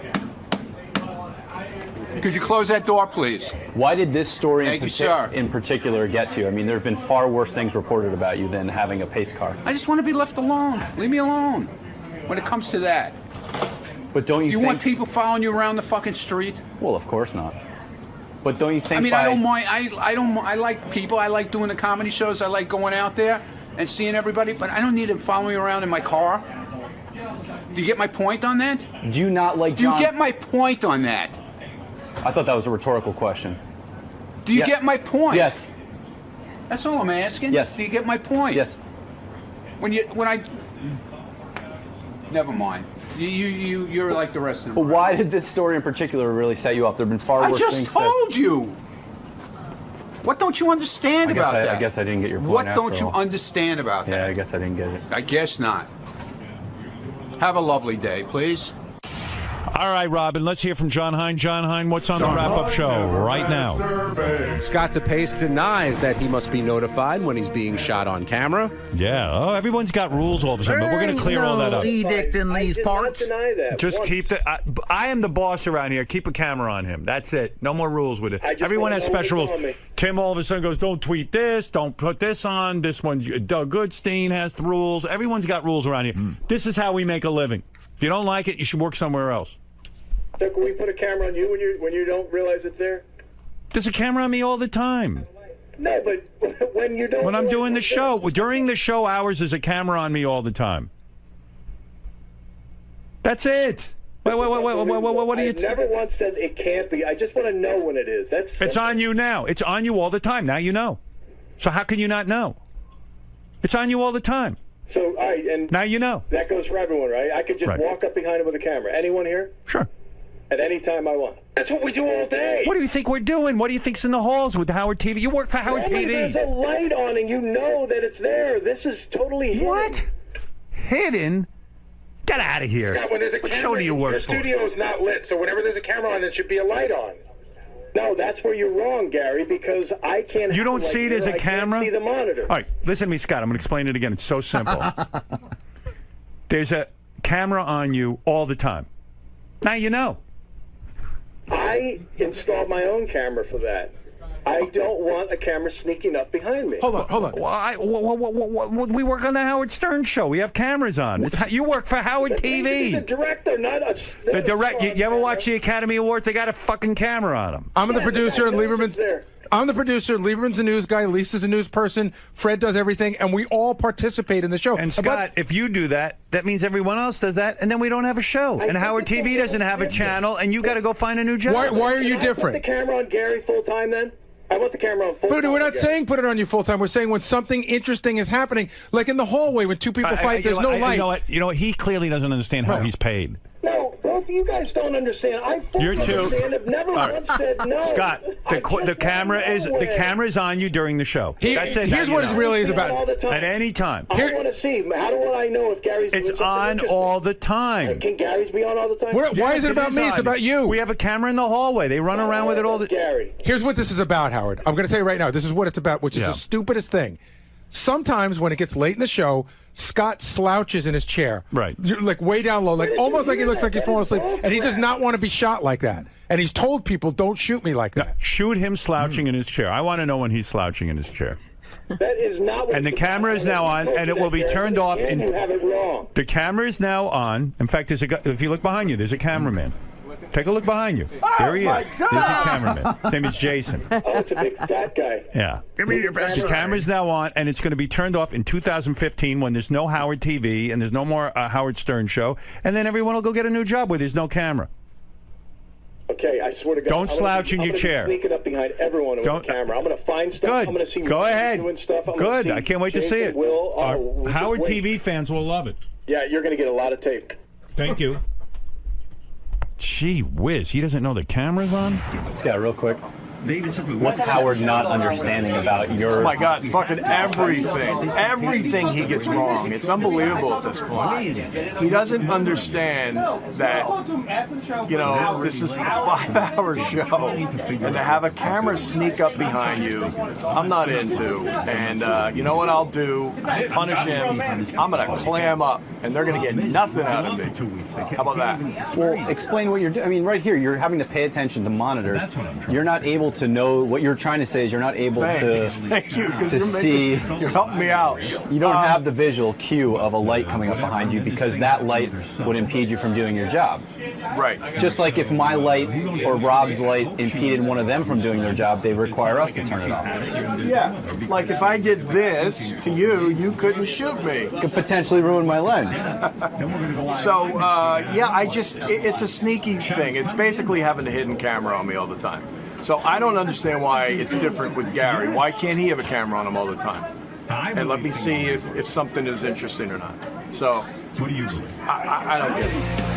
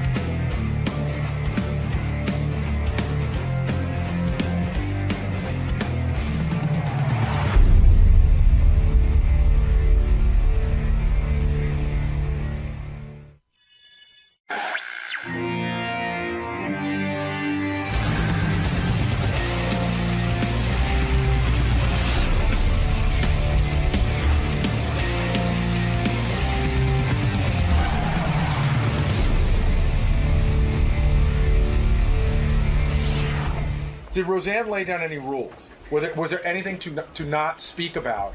And why does she put herself in that position where, I mean, she pretty much knows going in it's going to be a boatload of fat jokes and stuff. Like, I would guess, somebody said yesterday, would Howard put any controls on it? And I said, yeah, you probably would. I didn't say this on the air, but in my mind, you wouldn't want anybody to talk about your ex-wife. You want anybody to talk about your kids. Right. So why is, like, there's a mindset, like Roseanne's saying, the gloves are off, man. Fucking hit me wherever you want. And I don't know why you would put yourself through like, what is the... See, the other thing, too, is, here's the thing. You're in a better position. I think there's a part of Roseanne that does it because there's a need... To be in the limelight. Or to be, whether it's promoting a show that's coming up, you know what I mean? Like, you don't need to be there. I think everyone who does it needs to be there for a reason. I think there's a psychological mindset there that's a little weird that you should explore. Okay. Roseanne's supposed to call in just a minute or two. Yeah? Yeah, you know, they had this roast for Roseanne. I compiled a bunch of articles. These are some of the jokes. A guy named Anthony Jeselnik said, Roseanne, what does it say about you that when you accused your father of incest, there was an outpouring of sympathy for your father? That's pretty good. Amy Schumer said of Roseanne, I was surprised you were running for president. I just think a lot of people just couldn't even picture you, like, running. I thought that was good. Yeah. Seth Green said, the thing with Roseanne is she has enough money not to work, but she still does a TV show every few years to punish the rest of us. You've even had 2 reality shows, which is a lot for someone who is completely out of touch with reality. Good. Yeah. Katie Segal said, it's great to see Roseanne back in the spotlight. Technically, it's 2 spotlights, but you get the idea. A lot of fat jokes, you know. Right. Jeff Ross said, folks, in case you don't know where Hawaii is, it's just off the coast of Roseanne. And then he says to Roseanne, it means you're fat. You want to hear a few more of these? Sure. All right, Wayne Brady said, Roseanne, it's been said that you stole Sam Kinnison's style. You're fat, loud, and you died in the 90s. That's good. But Roseanne, you had to overcome a lot to make it in Hollywood, and that's why I love you. Bad marriages, mental illness, plus you look like Roseanne. Oh. You're oversized, beat up, and you reek of marijuana. You're kind of like Willie Nelson's tour bus, except people still want to ride that. I think that's real strong. Carrie Fisher said, "You're a follower of the Kabbalah. How embarrassing for you," which is a form of Jewish mysticism. You know what else would be a form of Jewish mysticism? Hollywood giving you another show. Let's see what else. Gilbert Gottfried. Tonight it's our chance to end the reign of Rozilla forever. Evidently he kept referring to her as Rozilla. Rozilla. Everyone grab your torches and lead her to the pit. She'll think it's a barbecue. Rozilla. Oh, my goodness. Let's see. What did Tom Arnold say here? A lot of these we heard already. I had Rosie's face tattooed on my chest. Believe me, it's hard for a woman to have sex with you when Roseanne is staring at her. It's even harder to masturbate. Rosie, this is true. Had I loved Tom Arnold tattooed... Oh, I said... Rose, I don't know, this is weirdly written, but he had I love Tom Arnold tattooed... She had Tom Arnold... I don't know what this is. Rosie had I love Tom Arnold tattooed on her hip, which made me the 4th largest property owner in California. Oh. I knew there was a good joke in there somewhere.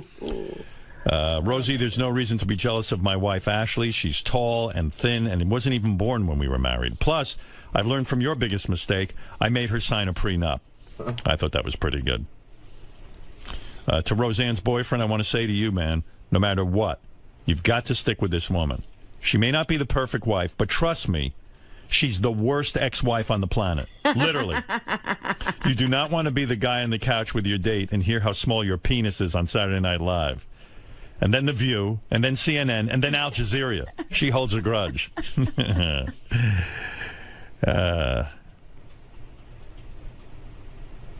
Recently, Roseanne got in trouble for wishing cancer on a Chick-fil-A customer. But you guys can all relax. If she had the power to wish cancer on anyone, I would have been dead in 94. All right. Not so good? Well, anyway. Maybe it was his delivery. Maybe he had a better delivery than I did. Oh, right. Roseanne's on the phone. Oh, good. Hey, Roseanne. Roseanne? Yeah, hi, Howard. You okay, baby? Oh, God, it's early. I know. I'm so sorry. Where are you? Early. Still out in Los Angeles? LA. It's like 5:30. Hey, can you swear on this show? Yes. Oh, fucking great. Yeah, you can say whatever you want here. There's complete freedom of speech.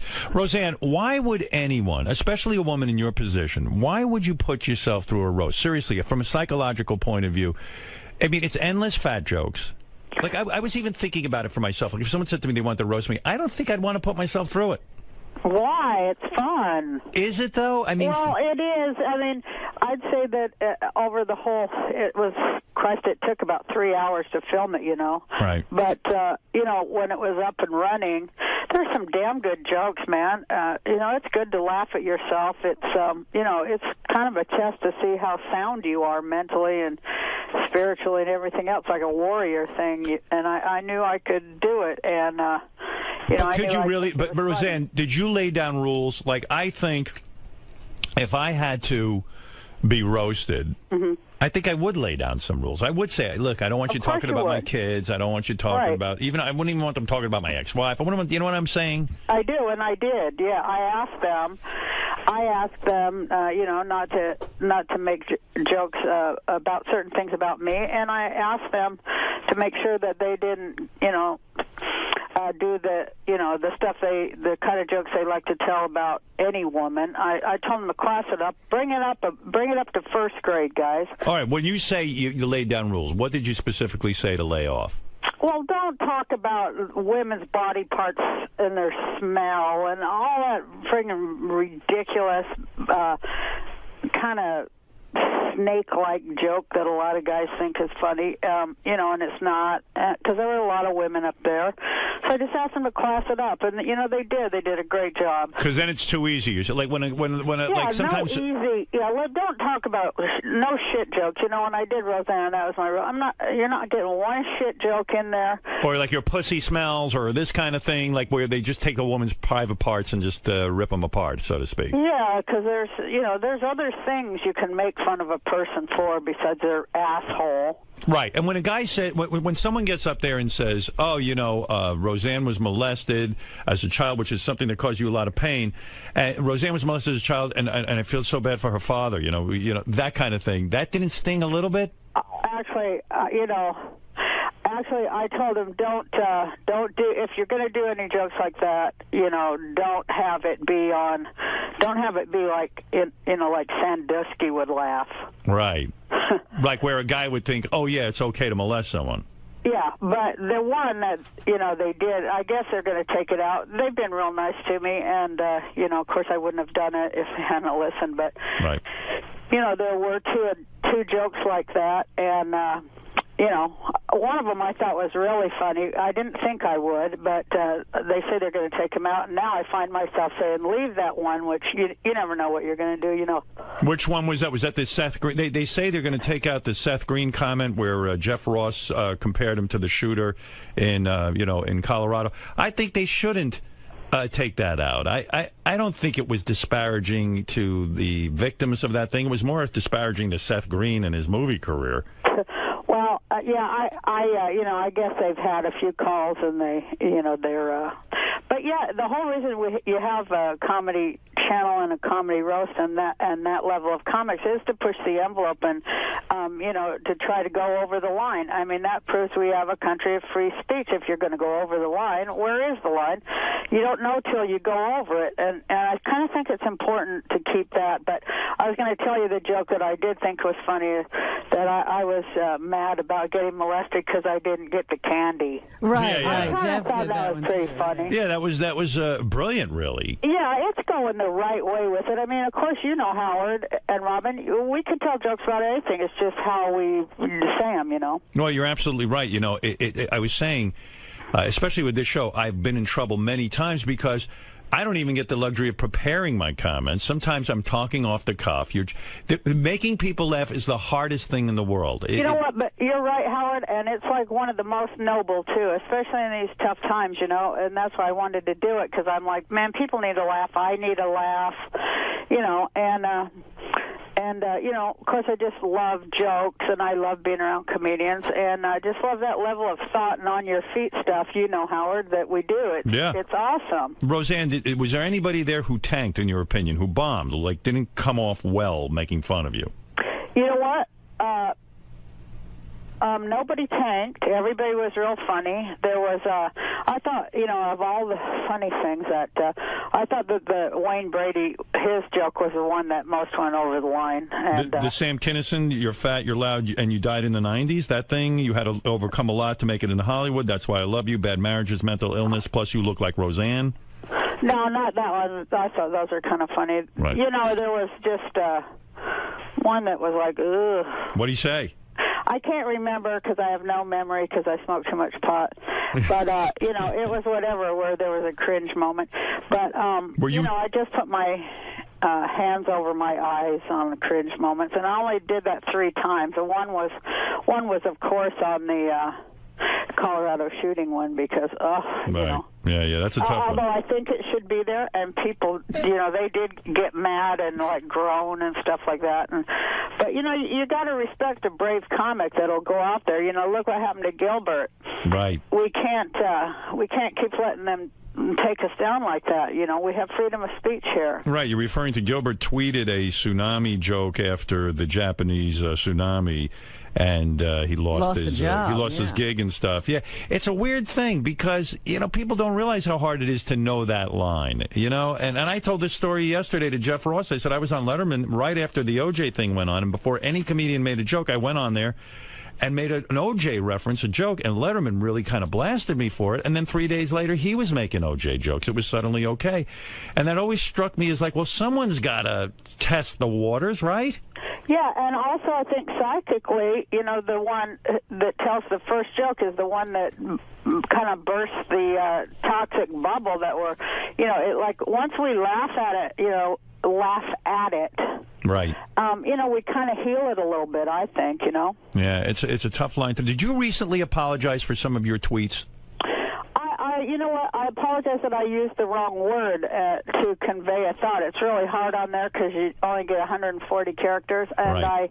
I used the wrong word. I realized after. I couldn't understand why people were so angry, so I reread it about 50 times, and I was like, well, what? And then it hit me that I had used the word deserves and it's not at all what I meant. You're talking about Chick-fil-A, right? Yeah, I said anyone who eats hormone-infused, antibiotic-filled, factory farm chicken, deserves the cancer they're going to get. And, that was after like 50 or 100 million tweets going, you're un-American. I just got too pissed, and I spit out deserves, where I shouldn't have used the word deserves. What I was trying to say is, hey, if you eat shit, you're going to get sick. Right, and to me, now I will probably end up following you on Twitter because that sounds like you're saying something interesting, but as soon as you say something interesting along those lines, you get crap, and then it kind of beats the crap out of you to the point that you don't Twitter, and then you don't say anything interesting, right? Yeah, I take a break once the idiot factor, reaches tipping point. I just walk away for a while. And with the Chick-fil-A thing, I can't believe how many people don't understand. This isn't a freedom of. No one's saying the guy from Chick-fil-A can't say what he wants to say. Well, he's trying to spin the shit, and say now that it's freedom of speech. It is certainly not about that. That's right. People in America, they can't friggin' name the shit. They can't be accurate and name the shit anymore. And then people make sure that they can't. No, yeah, it's subterfuge. The guy from Chick-fil-A, what I'm saying is, because I believe people have a right to get married and gay people have to have a freedom should feel as good about themselves as anybody else. They're saying, hey, listen, why should we support Chick-fil-A if they're going to be like this? Right. I mean, the dopey guy should just keep his mouth shut and serve the stupid chicken. I mean, any good businessman knows that. Don't give your political views. Yeah, especially when they're that extreme, and they include, like, deporting gays. I mean, it's not just about gay marriage. He says it is, but that guy, Mr. Cathy, he gave $5 million last year to these real extreme anti-gay things that say that, that gays should be deported, among other things, and that, pretty much hate speech setting them up to get, attacked on the street. Where does he suggest we deport them to? The moon? I mean, he doesn't have any gay people? Where's the gay state? Here's what's the problem with a guy like that. He doesn't know any gay people. He doesn't have any gay relatives. He might even have a gay child. Well, his name's Mr. Cathy. That's what cracks me up. Yeah, Cathy. Well, maybe that's it. He's a little sensitive. Maybe he's trying to show how manly he is or something. I don't know. Now, are you still running for president? Yeah, I'm still doing it, Howard. And are you actually, in other words, when I go to vote, will I see the name Roseanne there? Well, that's what it's really all about. The reason I'm doing it, Howard, is because it's about ballot access. Now, the party that I was elected, we're on the ballot in 14 states. The point is that a party, other than this two-headed monster, this two-headed Republican monster, there should be a third party that people have a real choice, not two sides of the same coin. Like, okay, both Romney and Obama work for Wall Street. People should have a choice of a candidate who does not. And so, that isn't even on the ballot in anything but 14 states. What is the party? That's kind of what I'm trying to increase. What is the party you're with? Peace and freedom. And in other words, your point is, if I can get this peace and freedom third party on more, you get a certain amount of votes, and then automatically it gets added to the voting booth. Right. Well, my point is that people should have a socialist choice at least a conversation. It should at least be included in the conversation, since it is the thing that saved this country after the last time Wall Street fucked us. If you so when you go into the voting booth, are you going to vote for yourself, or will you vote for Obama or Romney? Well, everybody has to ask themselves big moral questions, and of course, I plan to vote for myself, because I do think that I'm the only candidate who isn't bought and sold and full of shit. And but it depends. Of course. Even though I think they're basically the same, I think Obama's better than Romney. I think that he's 2% better. Mm-hmm. What if you actually? What if something bizarre happened and you actually become president? Then this country would be on its way to prosperity and peace and freedom. If I was president, believe me, there's no way that I know exactly how to fix every problem, and I know exactly how to do it, and I do it immediately, like they did it in Iceland. Read about Iceland, Howard. They kicked out the Fed, the Federal Reserve, and their economy is booming after 3 months because there's nobody there just stealing their damn money. Well, I read that part of your platform is if you really do become president, you're going to drone attack Tom Arnold's house. What did you ask Willie Nelson to be your vice president? I did, and he accepted. He did, because the report I got was that he turned you down. No. First he turned me down, and then he accepted. And I was so happy when he accepted my campaign and everything. And then, like, 1 hour later, he withdrew. So, so you still don't have a running mate? I want some of the shit he's smoking. Yeah. Do you smoke a lot of weed? Because there were a lot of references that you smoke weed. You know what, Howard? I have glaucoma, and I have medical marijuana. In California, it's legal. Do you really have glaucoma, or is that just sort of something you got your doctor to go along with? Well, it was cured, but she's still treating Yeah, right. Oh, she's treating it. I'm almost all but blind in my left eye now, and you know, I probably have to have surgery and all kinds of crazy stuff. My eyes are, nothing. I didn't know that. I'm sorry to hear that. Are you baked like 24 hours a day? Is it that much pot use? Oh no, I only I take about one drag in the morning, Howard. I don't do it in the afternoon or at night. Why the morning? That gets you sort of... I have to read a lot in the morning, So you're saying it really does alleviate the symptoms of glaucoma? Yeah, you have a lot of pressure in your eyes, and it does relieve it, and you can see better. But also, I just found out I also have cataracts. Christ, now I'm talking about how goddamn old I am. But can you believe cataracts? It's depressing, isn't it? Oh, it's just so fucking depressing. I guess I needed a laugh, and loved being around people laughing. The audience was wonderful, and and talk to me about the decision. Take me through this decision, because I had Tom Arnold on my show, I'd say about 2 weeks ago or 3 weeks ago. And by the way, Tom did a really good job being on the show. He was witty, he was funny, he got people laughing. He was talking about Arnold Schwarzenegger and his time on I'm glad people like him and think he's funny now. When we were married, everybody was saying he wasn't funny. You're right. And I was one of them. Maybe we would have got along better if we hadn't had all that pressure constantly saying, that he's not funny and all that shit, which I felt they were just coming after me anyway. But, yeah, he is funny. But did that influence you in your relationship with him? Like, when enough people keep saying he's just using Roseanne for her money, he's not funny, he's a user, he has no talent of his own, do you start to actually believe the people who are saying that? No, I never believed it because, he was, I knew he was funny. I hired him to write for me. That's how we, made a relationship. But, it did affect us like, that kind of stuff does affect couples. And, damn right it does. It made him feel real bad. And then he would get mean about it, but he directed at me. So that's what ruined it. Yeah, I've apologized to him. Go tell them, he'd go, you call them and tell them I am funny, and he'd be screaming until I did pick up the phone and go, hey, I want you to, and then he'd write down what I was supposed to say, or else, he'd just be screaming. So I go, I want you to know, and, part of me, of course, I wanted to defend him, but, it was just like, that was what my marriage was like, walking on eggshells. Anytime anybody said anything, I knew that, it was going to be emotional price to pay. Like a lot of people who have unhappy, what do you call it? Spouses, it makes your life fucking hell. Yeah, I never even stopped to consider that. Like all of the shitty thing, and I count myself among them, and I've apologized to Tom about this, because... Well, hey, I thank you, because I'm damn glad I ain't married to that son of a bitch anymore. Yeah, right. I know. But in a way, when you saw him at the roast, was there a part of you that still loved him? I thought his head was fucking huge. I couldn't believe how big his head got.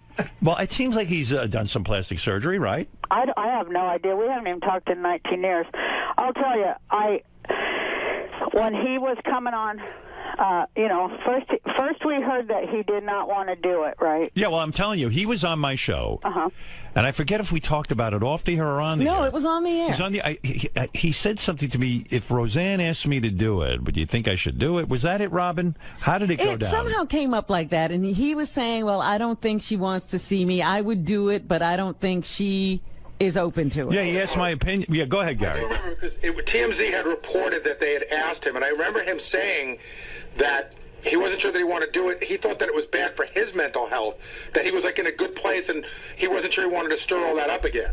Yeah, that's what it was. I think he was really nervous and sort of scared to sort of see it, and I don't blame him. You know, but then he started calling. Then he gave a call over to Comedy Central, and he told them, you know, he would be happy. He would be very happy to do it if asked. Yeah, well, I kind of said to him, I said, Tom, it will be the greatest showbiz moment to see you and Roseanne. I said, if you can get through it, and if you can, you know, go there with a good spirit, it will be phenomenal. Well, you know, at first he said he would, like Willie Nelson. Then the next day he said he wouldn't. Then the next day his publicist said they wouldn't let him.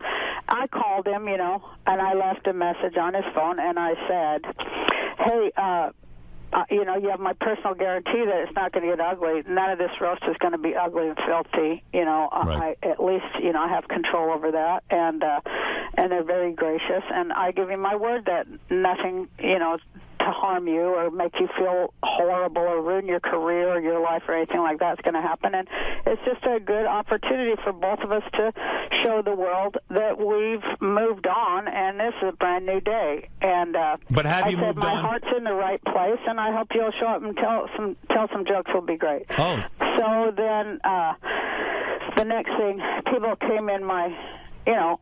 But I want to say, you know, I thought it was a good enough roast without him, but I thought, well, everybody kept asking me, so why not give the fans what they want, right? Well, your first reaction was, hey, I don't want him. He was the one guy you made a stipulation. I don't want him on the roast, right? That was your initial reaction.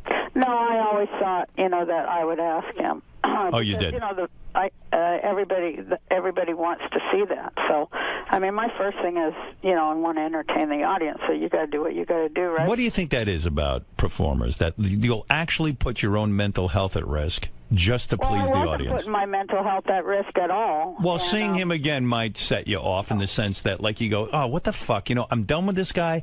I don't want to be a part of this guy anymore. But you know what? Fuck it. It's going to be great television. I'll put myself through it. Well, I knew that. It wasn't going to, like, and I know I don't have any emotional investment in it whatsoever. So I knew it wasn't going to upset me unless, you know, he took off after me. But I knew he was smarter than that because, you know, I figured the first time when he said no, it's because he can't take the retort. And, you know, it's a harsh retort. Right. But, you know, he took it, so I thought that was brave. But afterwards, you know, I thanked him, and I said, well, onward and upward, good luck to you in your life. And, you know, it's a good thing. Also, you know, all the shit going on in our country, all this hate, I sort of thought, hey, if I can have this moment and show it, you know, maybe I'll influence other people. Get past old shit, you know, even politically, countries, maybe there can, I say in my act, or when I followed him, I said, you know, I realized that if I could bury my boiling, ceaseless hatred for Tom Arnold, there could maybe be peace in the Middle East. Yeah, no, I remember. I mean, it was such a vicious hatred in the sense that you even said, hey, he took millions of dollars of mine that I had in a box or something. I don't remember the exact story you told me. But, you know, you felt he had stolen from you. And so I guess my question was, gee, when you really go through something like that and you still kind of harbor those feelings and you finally just kind of wipe this guy out of your mind, you don't have to see him anymore, this, that, and the other thing, you kind of put that all aside to please the audience, and that's what's crazy about performers, myself included. There's sometimes I'll do stuff I don't even want to do, but I know it'll be great television or radio. Yeah, you're right there. And, you know, comics and stuff, we'll do anything for a laugh. I mean, of course, we've all embarrassed ourselves at some point, but that's just part of it. We're open people and honest. But Tom's very well off now. Do you think he should pay you back? Yeah, I do. Yep. Yeah, I know you do. I sure do. Wouldn't you? Yeah, I'm saying that's my kid's money. He definitely should pay me back. Yeah. Yeah, and like so, but somehow you put that aside, and even after the roast, it would have been awkward if you didn't go up to him and say anything. So you walked over to him. He didn't walk over to you. No, he went backstage, and I came backstage, and I just, you know, I said, I really, you know, think you were brave, and you really did great. Your jokes were good. Did he go to hug you? Did he hug you? Well, that. You know, of course he did that, but that was on the stage. I see. But when you were backstage, did he shake your hand or hug you? No, but I patted him on the lapel there, and I said, "Onward and upward, Tom. Let's roll. Let's go." There was a report that backstage he tried to steal your purse. Is that true? No, I didn't have a purse. You did not have a purse. No. You do not have to bring it. After he was done and he came off the stage, you know, I was like, "Oh no, that was an awkward moment." And I just kind of held my hand up so he could kiss my hand like the Pope or something. Right. But he went for the full hug, and I was like, "Oh God." That one I was a little scared of, but you know, it was okay. There wasn't no dagger in his hand from my back or anything. So when we watch the roast of Roseanne Sunday night at 10 o'clock on Comedy Central, we're going to see Tom hugging you. You know what you're going to see, though? You're going to fucking see so many funny comics, like with great jokes. And, you know, Gilbert, he just put me away. Gilbert made me almost fall on the floor and pee my pants. Yeah, Gilbert is a great roaster. Yeah, he's a great comic. Yeah. He called you Rosella. Everybody was funny. He called you Rosella. Rosella was the funniest damn thing I've ever heard in my life. I couldn't get my breath. Did you wait? You know who was really funny was that new girl, Amy Schumer. Amy is really funny. She's terrific. In fact, she said of you, "I was surprised you were running for president. I just thought a lot of people couldn't picture you like running." There was a lot of those kind of jokes. But, you know, those are funny. I didn't at any time feel that, you know, it had gone below into the toilet level like I've seen it do before, you know. Is it true that Sharon Stone was booked for the roast and then canceled? Well, you know what? She's doing a movie, and they moved their movie schedule, so it wasn't, you know, she couldn't get out of the movie, so, you know, she apologized and all that stuff. You believe she's actually doing a movie? Well, that's what we were told. I see. So there was But that's what I was telling you, Howard. There are a lot, and it's often very... She's loonier and shit. I would have had a great retort for her. Yeah. But Carrie Fisher was on there, and boy, was she funny. Yeah, everyone seemed to do a good job. You know, everyone, from what I'm hearing about it and reading about it, it seems like it's going to be a good night. But oftentimes, a lot of attractive women will back out. Yeah. Well, why do attractive women back out? Because they think they're afraid. They can't take it. They can't take it. Yeah, taking the retort is like the hardest thing on earth. You're absolutely right, because Sharon Stone, who is known for her great beauty, you know people are going to take shots at her saying your beauty is faded, and they really don't have a sense of humor about it. Well, Sharon can deliver a punchline, believe it or not, and I think she was very excited to be there. She was, but they just moved the schedule and she couldn't. So is she a good friend of yours? She's a good friend-ish. Is it true that you and John Goodman have been signed to do another sitcom together? Well, no. We did that pilot and they didn't like it. Okay. But, I suppose we could do that again anytime we wanted to, but, you have to question all that stuff. Plus, we're so damn old, but I'll tell you, the one we did, the one pilot, the week we worked together, it was just a blast. It's just a wonderful, wonderful, fun, great time. When you talk about that menopause has killed your sex drive, are you joking, or are you saying that, like, you've completely dried up and you don't have sex with your man anymore? Well, I'll do it once in a while, but I do try to get out of it. You do? Because why? Because it's just, in other words, you look at a guy now and it's like, oh, why bother? When you get old, you'll find out. I guess they got Viagra for old men, which that should be illegal. But, right. Your body it's not changes, fair. Yeah, and, you're just kind of, Christ, you're too damn tired. You dry up, right? I mean, in other words, it's hard to lubricate. Jesus, Howard. Come on, Roseanne. Let people know. Well, yes, that is part of it, but that's just a symptom of it. The real problem is that, it's just, your get up and go just gets up and goes. Well, maybe you should just save yourself for sex. Stop doing all that other stuff. Yeah, that's it. I know that's kind of what my boyfriend suggests. Does your boyfriend say to you, look, Roseanne, I have needs, and, try to do something. Blow me, do something for me. I mean, to just sort of dry up on him and not go anywhere with it. I mean, that is unfair to him, isn't it? Well, I try to be a good girlfriend. Right. Christ, it's hard, I don't know. I'd rather have pie and just like sleep and try to fix the goddamn world. If Willie Nelson isn't your running mate, who is? My running mate is Cindy Sheehan. And what is she, an actress? Cindy Sheehan Hunt, remember the woman who she lost her son Casey in Iraq, and she occupied George Bush down there in Crawford, Texas. The Iraq War protester. Yes. Yeah, so she's your running mate. All right. Yeah. All right, so listen, I've got the whole story now. Let's review. Okay. We first want to say she showed America that she can get past things and reunited with Tom Arnold for television's sake. She did it. She sat like Jesus. She sacrificed herself for you, so you should watch. Actually, he had some great jokes, and he was real funny. Yeah, well, that's. Did it bother you when he started to have real success? When he was in True Lies with Arnold Schwarzenegger, he was having a major career. Did it irk you in some way? Like, did you become, I don't want to say jealous, but just like, oh, I don't want to see him do well? Not at all. No, I'm the one who, I'm the one who, like, took all the shots so that he did get famous. And, he just kind of turned into a monster at that point. He did? So, but I didn't begrudge the work I personally had done to get him. How did he turn into a monster at that point? Huh? How did he turn into a monster at that point? Was he difficult to work with? Oh, I don't know what he was like to work with, but he was impossible to be married to or live with. Wow. And who has more money now? I would still think you have more money than Tom, but I don't know. I have no idea. I don't know. I don't know how much. He's done 50 movies. I don't know. Do you think he might have more money than you? Probably. That's the way shit goes, isn't it? Well, you have to think, though, he had a couple of other marriages where he didn't sign prenups, remember? Oh, Is that right? Yeah. He might be cleaned out, too. Well, I don't know. I do wish him well. He told my boyfriend on the show, he said, whatever you do, stay with her. She's a horrible wife, but she makes an even worse ex-wife. Right.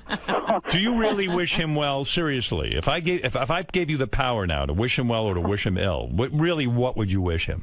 Of course, I wish everyone well. You do? Of course. Otherwise, I'd have all that hate inside me, and I'd be a miserable old bitch, and I'm not. Right. Did you always know that your TV daughter was gay? Was that a shock to you? Who, Sarah? Sarah, yeah. I know Sarah now. I've been on her show. Yes, I always knew she was gay because she liked Jodie Foster movies. That's the sign, right? That's how you know. I used to make fun of her. I'm like, come on, Jodie Foster. Especially after Jodie Foster did that one movie where she played the grand same here. That one where she couldn't even talk. Nell. Right, Nell, right. Anybody who liked that movie, they were definitely they were undecided on their sexuality and their humanity. Why was no one from your former huge hit sitcom on the roast? Do they not like you? Do they not get along with you? Why was Sarah not there? Why? I mean, Tom, of course, was a writer there, but aside from Tom, Sandra Bernhard. I'm trying to think who else was on the show. Tom Goodman. Where the hell was he? John Goodman. John Goodman, not Tom. They were all asked, and people had other commitments, or they're, what it is, Howard. You know this, I think. Okay. Everybody's got a publicist. Mm-hmm. And, they're really Satan's hordes. Yes. They really do all, they're all like, it's all just image. And do you have a publicist? Yeah, but he's not like they are. Wow. And everybody's like, you can't do that because you won't look this and that. I mean, obviously, my publicist doesn't give a shit what I do. Right. But, I think they stop them and they say, oh, you're going to get up there and you're going to get called names. People, again, Howard, you got to have a thick skin and, a good sense of humor about yourself to take the retort. And a lot of people in Hollywood, as you know, Howard, they don't have a sense of humor about themselves, and they're like overly sensitive, right, big whining fucking babies. Right. No, you make a good point. I mean, it's a hard thing to take. So, okay. You don't want to put yourself out there to just be knocked when you're trying real hard to get a job, and that's the other part of it too. And why I asked Comedy Central, could we not have people walking away feeling slimed? Right. So, they did a good job, and they let me bring in some new writers, and they got some new writers, and I noticed a few of them were women, and that's a big step up there for Comedy Central, and I was glad they did it. And I think they should continue looking at hiring more women writers. Roseanne, should Romney have to release his tax returns? Not only should he have to do that, yes, absolutely. He should give back every dime he stole from the American people. There'd be no problem in this country whatsoever. Everybody be living great. And will you release your tax returns? I know No. there's a big call for no. Hell no. You won't do it. Well, I mean, if I have to, I will. But what? I mean, I don't. I'm not stealing any federal money. And Romney. There's questions of that. But certainly, I've never even been within 5 feet of where they got all the money hidden over there in Washington. You feel Romney stole from the American people? I think he stole from God and the world. I think the guy's like the biggest friggin' thief that ever lived, and he's self-righteous about it on top of it. Listen, Roseanne, you've said it all. You know you've said it all. Mm-hmm. Not all. You close to. All right, that's true. You got a little shy when it came to menopause and drying up. Well, because I have grandsons, Howard. Listen, they need to know about this. One day they're going to get old. They're only 2 or 3. They need to know about drying when up. When they were 5, my one grandson said to my boyfriend, he goes, "Why do you want to have sex with an old lady like my granny?" Yeah, that's nice. Way to throw you under the bus. Listen, it's great talking to you. Come see us when you're in New York. Yeah, I really appreciate both of you. You're doing great, and thanks for having me. All right, I love having you on. Good to talk to you. Thank you. Bye, guys. All right, bye, Roseanne. That's Roseanne. I don't know if she's saying Roseanne Barr anymore. Maybe she went back to it. For a while, she wasn't Roseanne Barr. Well, was she just a one-name person, Roseanne? She went to. Remember when you went to Ophelia? That's where she got the idea. Yeah, go ahead. Roseanne Barr. Yeah, she's I thought back. She was Roseanne Barr. All right, listen. For a while, it wasn't. The TV show was Roseanne. Yeah, I was thinking there was a time when Robin tried to change her name to Roseanne Quivers. Didn't fly.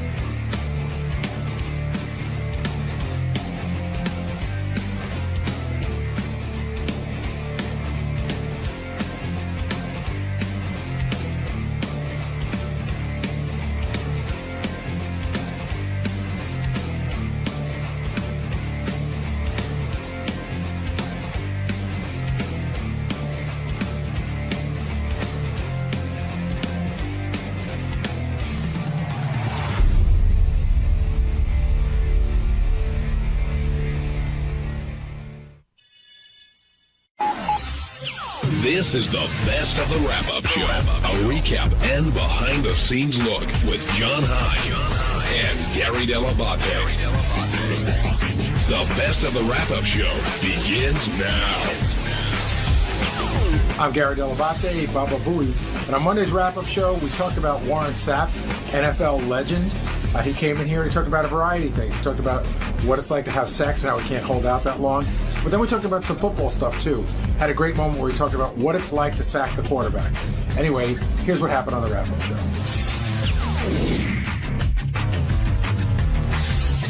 I want to start off with Warren Sapp. Gary, before he came in, I was talking about it's always great when Howard interviews a football player, a professional sports player, because he doesn't really follow it, yet you end up hearing more and learning more about the athlete than you ever knew before. The thing that makes Howard great with athletes is because he doesn't know a lot about sports, there's no hero worship. So it's not, oh my God, Warren Sapp here. So Howard's like, oh, there's a football player here that people say is pretty good, and he seems very interesting. So there's none of that like, oh my God, I saw you when you were in Miami, I saw you in the Super Bowl. So all that shit goes out the window. So all the interviews you've heard Warren Sapp do, this one's already different. Do you think Warren is an angry guy? I thought that the interview was contentious in a funny way. What do you mean? I mean that there were times where Warren seemed irritated by Howard, but because Howard didn't seem to have his facts right. And I mean, I never thought it was going to, come to anything, but he was like he was sort of mixing it up with Howard, not taking any shit from him. Yeah, and I thought that made him an interesting guest. Absolutely. But do you remember that draft when he was just plummeting in the NFL and eventually got picked by Tampa? Vaguely. Who was the number one pick in that draft? Oh, God, I don't know. It was 95? I don't remember. Will, you should probably come down with that. But I do know. I know that's the year the Jets took Kyle Brady before Warren Yes, Sapp. of course. But I do have a major. John Carter. That's who it was. I have a major connection with Warren. We were talking about today. He and I did Hollywood Squares together, and we spent the whole day together. And at the time, this had to be like 99, 2000 or something like that. And he gave me his cell phone number. He said, "I really want to do Howard Stern show."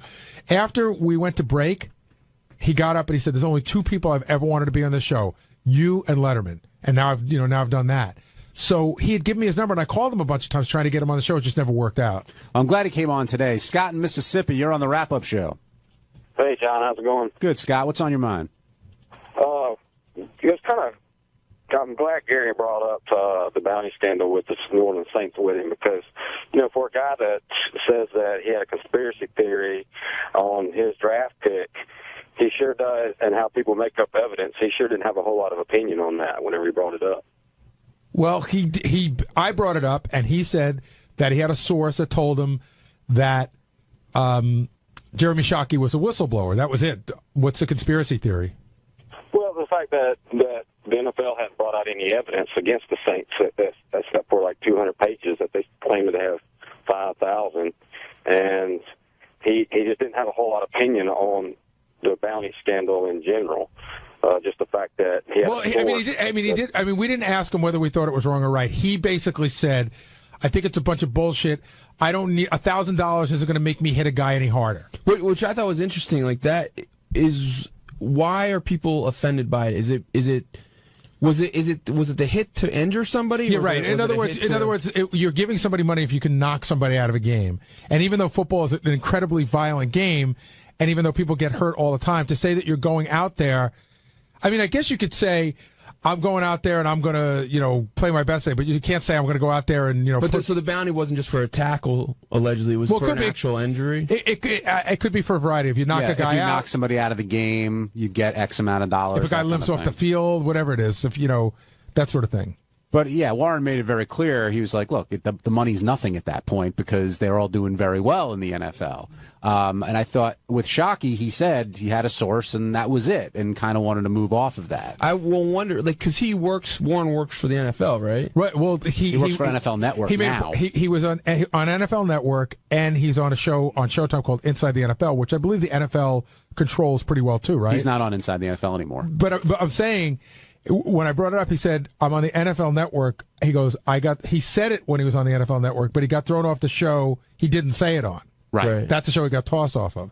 But I thought I thought there was a lot of very interesting insight into football today. He kept bringing up the point, like, I play for pleasure on Sunday. It's the other 6 days they pay me. He goes, I go out there, that's pleasure. And his description of what it's like to beat a tackle and get to the quarterback and put him down, I thought was amazing. Did you think he was going to be a bigger guy? I guess you had met him before, though. And I think when I met him, he was a bigger guy. Yeah. Well, he said he came out of high school. Down. He was 225 in high school, and he was over 300 when he was playing pro. Right. I mean, but he said he's smaller, but he was fast, and that's really why he was such an exceptional. Well, and he made the joke, which I don't think Howard got. He goes, I feel like I'm a big guy with a safety. Safety, yeah. Did you guys understand what he said? What he was saying that would have been a motivation for making up drug reports about him? No, I don't think nobody understood what he had a conspiracy theory. He said there was two new teams. He said Jacksonville and Carolina were the expansion teams he was talking about. Right. And he said, but he never explained what the reason would be. Like why would help someone if he wasn't. Well, he said that there had to be an explanation why one of those teams didn't take him. Right. But I don't know who would be behind that. So does it mean that neither one of those teams wanted him, so they colluded to have him lower so it didn't look bad for them? I couldn't figure it out. I mean, Jacksonville took Baselli and Carolina took Kerry Collins. So who knows? The bottom line is Tampa had a great draft, and they ended up winning the Super Bowl a few years later. Bobby in Jersey, you're on the wrap-up show. Hey, now. How are you guys? Hey, Bobby. This is like a recurring theme that I listen, avid listener. Howard always talks about kind of prematurely going, he can't hold his own sexually. And today Warren said the same thing. It baffles my mind that men that have been having sex for so long, still can't hold off. I don't know. It's weird to me that someone, even like Warren, who's had so many people in his life, like still will admit to something like premature ejaculation. It's just very odd. I wanted to know what you guys thought about Well, that. I'm going to tell you right now, I fall more into their category, and I do feel really immature about it. But then I guess there's a part of me that says I still get excited. And that's a good thing. Right. It's Yeah, better than being not being able to, like, I would be much more embarrassed not to be able to get an erection. I think when Dax and Bradley were in there, they talked about that too. Like, do you remember, Benji, who said that? Like, anybody who says they're going an hour, it's just not true. Or I think Dax was saying that it's not like guys who don't understand women, that women don't want it that long. I've heard women say, like, not porn women, but women that I know say, you don't want a guy fucking you for an hour. That's just ridiculous. And it's like, get on with it already. But every time I think, okay, this is a time. This is a time I'm gonna make it last. I'm gonna and then. Do you ever have one of those where you're just doing so well, and then as soon as you tell yourself you're doing well, that's the end of it? Jeff in Pittsburgh, you're on the wrap-up show. That's what I'm saying. That was a great interview. It was one of those interviews where you felt like three guys sitting around a kitchen table with a woman in the background being robbed, and it just turned out to be a great interview, man. Yeah, it was really good. And by the way, you really need to see it on Howard TV, because Will came over and he'll attest to this. Some of the faces that Warren was making, like there was one time where Howard was talking about something and he had like this complete look of shock, and then he would have a look of anger. It was just he was making really funny faces. Hey, it's Richie Wilson. On Tuesday's wrap-up show, there was a big discussion on who was omitted from my wedding invite list. A couple of guys from the radio side were a little pissed off. Lisa G wouldn't come down. And I think it all worked out well in the end because I defended myself and I explained why I cut those people off the list. So, check it out.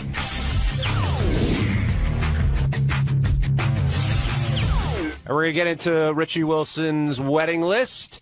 Some people left off. Some people only actually 4 or 5 left off, mostly everybody included. I think on this show, the only way, not the only way, but almost the only way you find out how someone really feels about you is when these situations occur. Well, I got a question for Richie. Did you see this bit coming? Oh, yeah. You knew it was inevitable. Right. And when you're in it, Richie, I mean, you said yourself, you're black and white. This is how you stand. If someone doesn't like you, you want to know. And I'm sure you feel the same way. If you don't like somebody, you're going to let them know. They know.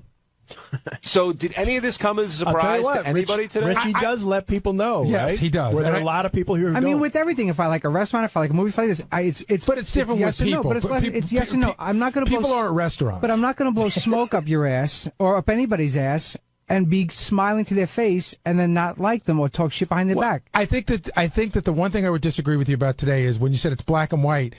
It really isn't black and white. In other words, there's people that I like here, and there's people that I like more than others here. And the people that I don't like as much as others doesn't mean I don't like them. It just means I haven't gotten to know them as well. And so there's a lot. It's not black and white. I don't either love someone or hate someone. There's a middle. There is a middle ground. There is. Okay, then there's like, indifferent, and don't like. Well, no, there's like a little bit more. It's not like, indifferent, and hate. But I mean, it is to you, okay, maybe. like Steve Brandano. I like Steve. I am very fond of Steve. But I think we have maybe 4 words a year to each other. But okay, you know what I mean? But I like Steve. But you got to the point where there were 5 people. Actually, no. There's more. There's more. Ralph's not on the list. Is Tracy? Millman, yes, because Rachel and Tracy hang out a lot off the air with Richard Christie's wife, and all those girls hang out. I totally understand me being off the list. Totally get that. I was surprised at Will and Steve because it just seems a little glaring. But I think that having done this, it's always glaring when you leave somebody off. Yeah, Will, you seem surprised in the sense that not that you were left off, but like Jason and other people were included. Yeah, no, I did not expect to be invited to the wedding. But then when I saw that everybody else was invited, I go, okay, this is a message that he doesn't like you. No, I like Will. There has to just be not enough to invite him. Cutoff line at some point. Like, okay, why wasn't I invited to your wedding? I invited probably 3 guys from Howard TV. I didn't invite anybody from our news department. That's all he invited from your office. 3 What guys. do you mean? He invited John, Jason, Scott the engineer, Scott, JD, all the on-air people. Tracy. Basically, all the people that his wife had a relationship. Did you invite anyone from the office that you wanted there? Initially, the whole horseshoe, I was going to say no is a hole to. What's a horseshoe? The whole The bullpen area. Yeah, no is a hole to. Right. And Rachel was like, listen, I want John there. I've had a relationship with John. John's a great guy. I want him there. And then I said, okay, anybody else? And she said, Jason. I emailed Jason a lot. Every time I see him, we have a great time together. I want Jason there. And I said, great. Jason, good friends. Yeah, I was sort of surprised by that too. Every time she's up here, they would get like their little, him? they get like a little chatter group going, the two of them. Rachel Fine, Richie Wilson. I like her. She helps me out with the website. We talk dipping sauces all the time. She actually, I went to go see her last year sing in the city, and actually I think that made Richie and I better friends because then we found out we both watched the same TV shows, and And so what's your relationship with Benji? Because Benji's always the wild card. See, it's interesting. This is going to be fun. Benji got an invite without a +1. Benji got a solo invite. because I date Rachel. No, Benji, is that insulting to you in any way? Well, yeah, because I have a girlfriend, and that's a serious girlfriend. And I'll be honest about that. You don't want? Is it specifically I'll tell you don't exactly want her why. there? We had 3 interactions with Elisa. 2 of them were extremely unpleasant. Well, do you know about that? Well, when I didn't get a +1, And I we also don't assumed want it the was a Benji. slight- We don't want the Benji and Elisa show. But Benji, did you know that there were 2 unpleasant interactions with your girlfriend and Rachel and Richie? I don't know. If you want to, I don't know. The first one was the night you brought her to Rick's to introduce her to a bunch of people, and she was very cold and rude to everybody there that night. And the second one was the Christmas party where she was just extremely rude to everybody. Well, she was weird. I don't know that she was rude. She was odd. No, but like when people said hello, it was hi and gave out like the. Like the bent hand. Yeah, but she was. I look at her. She was under the hypnotic shtick coma of she Benji. was in shtick coma. Well, I wasn't gonna make a big deal, but when I didn't get a +1, I wasn't gonna go because I took that as a intentional. And we slight. figured that you were not going to come. That's the best invite ever. So if I haven't been, he won't come. So it wasn't. It was intentional. No, but we figured we didn't want Elisa there.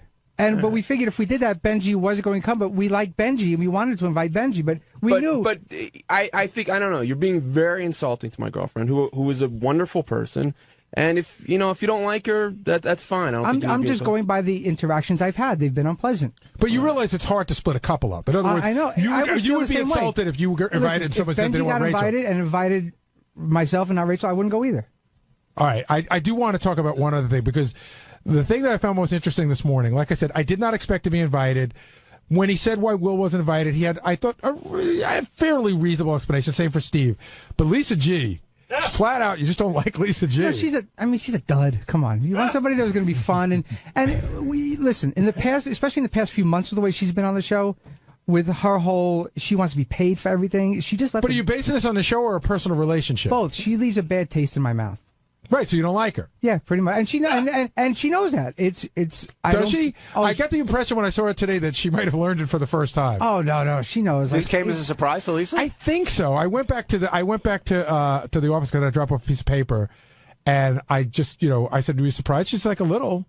Tim Sabian, are you offended that you're one of the few who are not invited to the Wilson Fine affair? Well, Richie and I have known each other for a while, and I didn't really expect to be invited. I love Richie. I have no problems with him. I think we get along great, and we're just not. We don't hang out afterwards. If we hang out, it's comfortable. But we just don't spend a lot of time. I will tell you this, Richie. I would invite Tim. If I spend more time with Tim, he'd be on there in a second. By the way, I honestly he's out of control. think a lot of Richie's stuff. I think there's a lot of jealousy against my girlfriend. I think Rachel's threatened by my girlfriend and jealous. Not at all. And I like Rachel and a not lot. Not at all threatened or Don't worry jealous. about it, Richie. Tim won't go anyway. Two of the encounters I found jealousy, and one I found pleasant. No, now we're doing the Benji shtick. Steve. I'm not going to get into that. No, I'm telling you, girls are very jealous of my girlfriend because she's very hot, and it makes a lot of girls very jealous. She is very hot. I know you were wondering, why are you on this list? I'll say this with people in this room, and I don't know how that goes, but I was not expecting to get invited to Richie's wedding, and what he said on the air is what I would expect. The problem is I know there's been contention with Gary in the past. Even Will, and there's been friction with Will and Richie, and I know that he doesn't like Lisa G. So with that math, then that's what worries me, because then I'm either you're the exception. You're okay, but then by I that, understand your point. I understand your point. Okay, all right. Because everybody else, like he said, like if Lieberman's going and Scott and JD and blah blah blah. And I mean, Lieberman's only been here for 9 months. Yeah, so then I was just the guy that got left off, which it wouldn't be the first time. So but I also interact with Lieberman a lot more. And Rob Martin I work with all the time, and I hang out with Rob. You work with everyone here all the time. But I hang out with Rob. I hang out with Rob. Rob and I are friends. Look, when you say you hang out, like where do you guys hang out? Like what would you do? We go out drinking. We go out to bars. Like I set him up on a date with a friend of mine. Wait, hold on, guys. Will, what do you want to say? No, I was just going to say, you can be honest. If it's because you don't like me, I know you say you don't like Gary, then that's fine. But I just wish you would say that rather than... Right, you say you would tell somebody, so I want you to tell them. Will. I like you. I don't know what the problem is. I like you. Well, we also heard the comment, too, that, it was very black and white. Right, like that's what worries me, too. Like, how could that be? If I like you, I don't like you. And I like you, Will. I don't. Right. I mean, I do. I like you a lot. and I mean, there was that one time where you may have thought I was being cold, and you called me out on it, and it really made me say, "Oh shit, maybe I was being a little off to Will," and I felt bad about it. All right, and I made a conscious effort not to, because I like you. Did the because you like Steve? Do people in different groups, like if Steve's rank of like, if someone in the TV room, would they have to have the same? If they had the same rank of like, guys not invited to. No. What I'm saying is, who are the Howard TV guys? Is the threshold of like for Steve the same as someone in the Howard TV room, or do you have different? But I also spend a lot more time with the Howard TV guys than I do with Steve. So it is safe to say that you like me more than some of the guys that are invited that work for Howard TV. No, Howard TV. A lot of Howard TV guys aren't invited. The only Howard TV guys that are coming, like the guys I've been around with. Is Phelan coming? Oh, yeah. I've known Phelan for 15 years. So Phelan and Ganji. Exactly. I think what Steve is saying is there anyone from the Howard TV room that you invited because you worked alongside them for so long that maybe you actually like Steve better? No, there's nobody that got an invite just because I worked with them for a long time. You don't like me then. That's I like Steve. No, everybody from Howard TV that I invited are people that I either have worked with for years or I've hung out with outside of work for a lot of... I will give you one piece of small advice if you want to hear it. Just having been down this road myself. Not inviting somebody as high caliber as Tim, but inviting their right arm, which I'm assuming McClure's invited, right? Because Liza and Rachel are very good friends. Big mistake. For whatever reason, I'm not. Sometimes there were people invited to my wedding that had to be invited. It's just the way life works. But it's our wedding. I got it. It was my wedding too. No, I got it, and I'm just saying. We should be able to invite who we want. You will, and you may pay the price for it down the road. Okay. One last question. How did Tabitha Stevens make the cut? Exactly. Tabitha That's insulting. and I have been friends for years. We email, we text. We're always in contact with each other. Isn't it fun making lists, Richie? I know. Oh yeah. And I sympathize on that level. You went through this. It's obnoxious, but and then the best part is, a year from now, the list could be completely different. That's right. Exactly. And you know what? In 10 years, we'll probably look at those pictures and go, who the fuck is that person? I just celebrated my 20th anniversary, and I turned around to Mary and I go, what the fuck was her name? And Mary's, I couldn't remember. And I was like, what was that guy's name? Remember, we were such good friends with him and his girlfriend, and we couldn't remember their names. Why isn't Steve Brandano in any of these photos? 20 years ago, you're going to look back at those photos and go, wow, remember when Jason was skinny? That's going to be scary. That's going to be scary. Hey, another tip. Tim writes a mean check. So, if there is an open spot. But like, there must have been people you invited that you knew you had to invite when it comes to like family.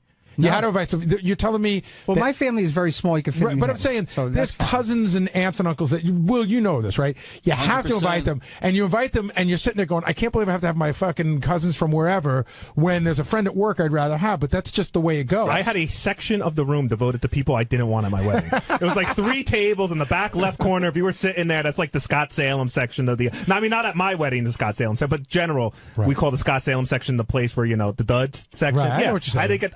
I was at that table at Howard's wedding, right next to Scott Salem. Oh, I know you guys were bitter about that. Who was at the table? Was you and Jason at Scott Salem? No, not me. I had prime real Jason estate. had a different table. So who were you at the table? You and Scott Salem, Haji, Phelan, the kid with one leg. I don't even know if I want to get into names who are at the table, but Will you can definitely tell you're on the potpourri table. Will was in a different restaurant.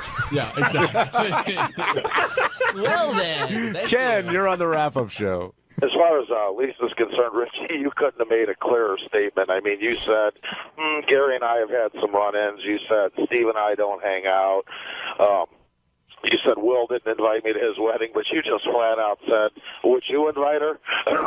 When you're making a list, again, as somebody else speaking from experience, like what happens is, for me anyway, you go over and then you start looking for what are quote unquote the easier cuts. And, a guy like, Lisa G, where, hey, if you had an endless budget and an endless party, sure, she's on the list, but okay, you got to start making cuts. I don't think she would be on Richie's list. Well, based maybe on not. What he said. Yeah, like in other words, if the room were 250, Lisa and I still ain't coming, correct?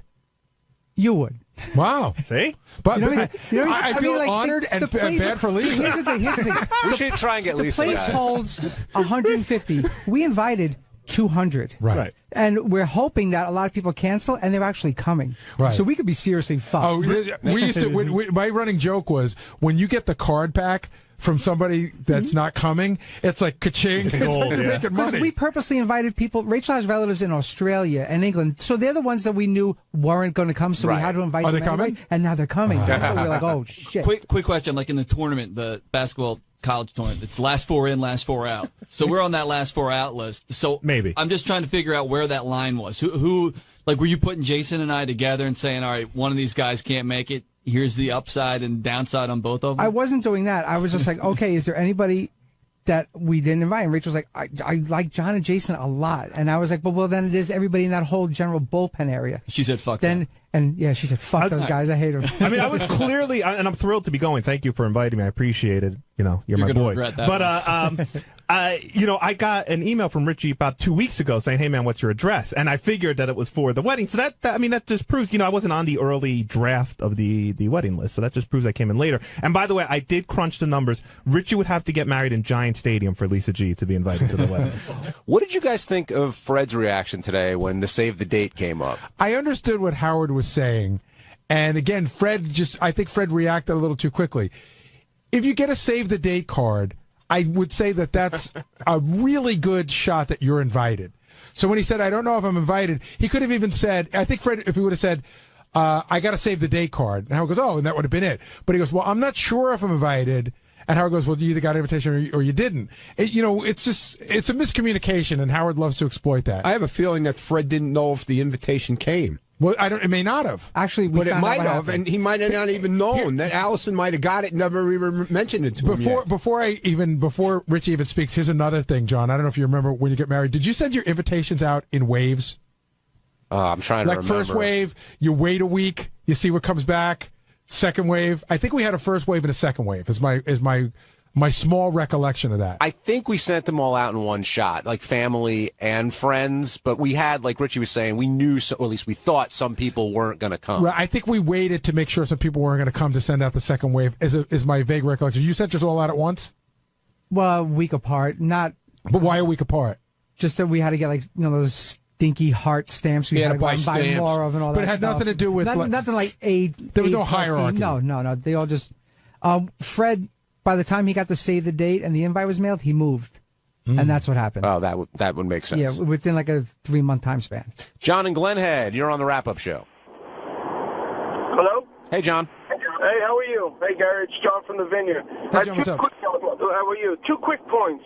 Number one, I've been in the Mr. Munt's company many a times, Ronnie. I'm tired of people picking on him. He's such a gentleman and such a great guy. That's the one thing I want to pick on.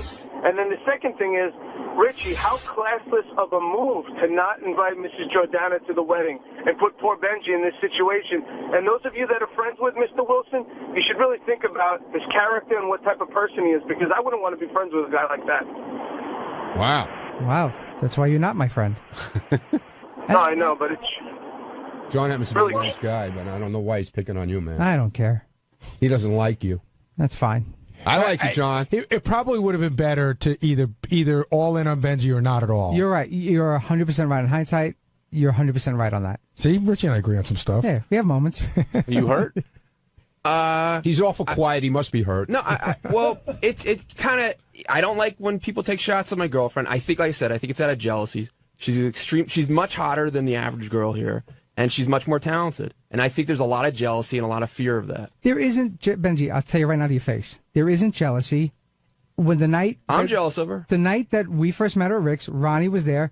was a general consensus that she was not a nice person the night everybody met her. Yeah, everybody thought she was a snot. Exactly. To be honest with you. Because she doesn't lay all over you guys. No. Sorry, you know? No, it wasn't lay all over. It was hello, I am, and it was an attitude. And it was an attitude she's back. shy. She's and a then little the next shy. night She's at the a little Christmas quiet. party, which was discussed about on the air big time, that a lot of people had problems with her. Well, I think you guys if that's expect her way of girls, coming across, you maybe guys she was expect shy. a certain type of girl. No. She's a little bit classier, a little bit brighter, a little bit more talented, and that's what happened. Then who? Then like my wife, as a for instance? Than me. Oh. Okay. Understand.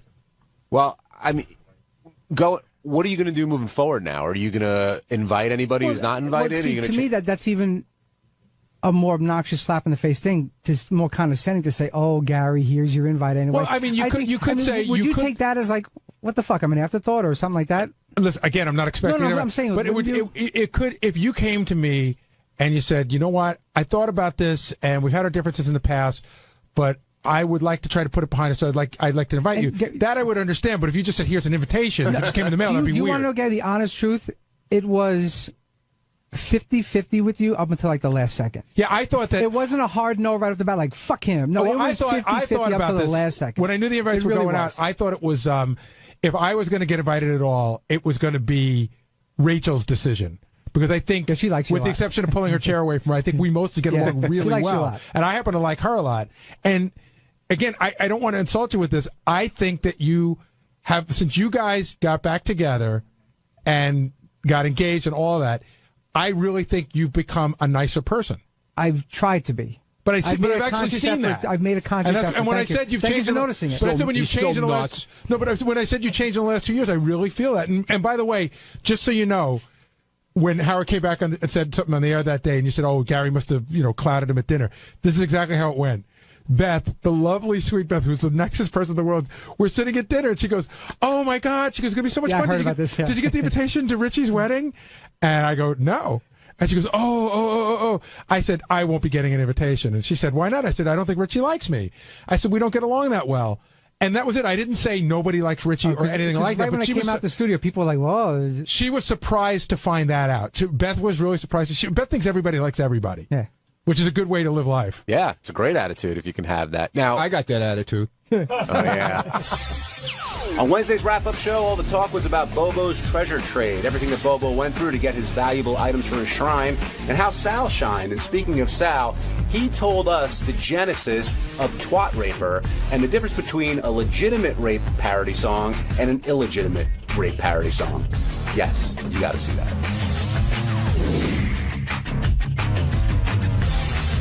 Today's show, the main attraction, I guess, was Bobo and Bobo's treasure trade, the jingle that we can't get out of our heads. And so much went into this game, and a lot of different games were being played during it, but Bobo had no idea what was happening. He knew to bring in his stuff, but he didn't know that he was going to possibly get anything. That all came as news to him. But he was here extra early and prepared, and I think he had a good time doing what he did. Doug Goodstein, do you agree? I think he did. I just, personally, I wish it was more of destruction of his items, which we didn't really go there. You saw he wasn't going to part with that stuff. But the physical stuff was fantastic. I'll tell you, the thing that surprised me the most was the Leroy Neiman poster. Like, I know it's his most treasured item, and he loves it. He wasn't going to give that up for anything. Like, No, I wonder nothing. if what Howard could have done. Maybe Howard could have offered like a photo session or something no, like that. I think if Howard said, "I'll give you everything." Oh, that for the probably Neiman. Yeah, that probably would have been about it. But John, can I ask a quick question? Sure, Steve. Who is Leroy Neiman? Should I know him? Yeah. What's the deal? He's a famous artist. He just You died. should definitely know And him. what does he have to do with Howard? He did a painting for Howard back in the day for the show that Howard hung up in his place, and then Howard in turn gave it to Bobo. Oh, Howard gave it to Bobo? Yeah. Oh, all right. Thank you. You're welcome. There's got to be other people that did. Which is funny because turns out Bobo destroyed it himself. He just that's what He broke. broke it in the car. Yeah. The poor guy. Really? Yeah, the frame cracked. Now, as things came up, the first thing offered to Bobo was Robin's bra, and I didn't think he was going to take it. The stunt was offered, and then a trivia question, and you could tell he wanted it, but I think he thought that was the whole game. Like, it would be the bra. And once it clicked, and it takes a little while to click with Bobo, that there'd be more stuff coming, he jumped all over it. And that's where my pal over here came in to shine. Sal, congratulations. Will you not smoke that in here? Sorry. Thank you. Seriously, don't bring the electric cigarette in here. I'm celebrating. Celebrating what?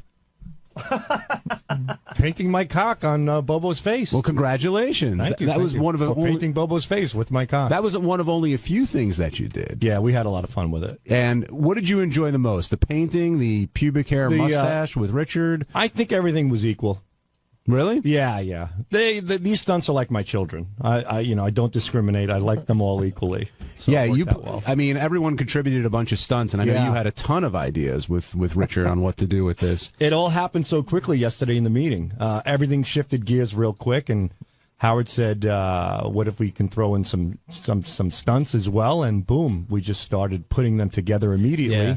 The only thing that was a bummer about the segment is that it only was those 3 stunts. I mean, we could have gone for 5 hours. There was really so many things, and there was no. I think Bubba would have gone for everything. Like when Howard went, as long as it was just the physical stunts. I mean, he went for it. I mean, when Howard said the tickle chair, I'm like, oh God, it's over. We could have done so much more. We were going to play the bongos on Bobo's head with our penises, Richard and myself. We had a lot more ideas.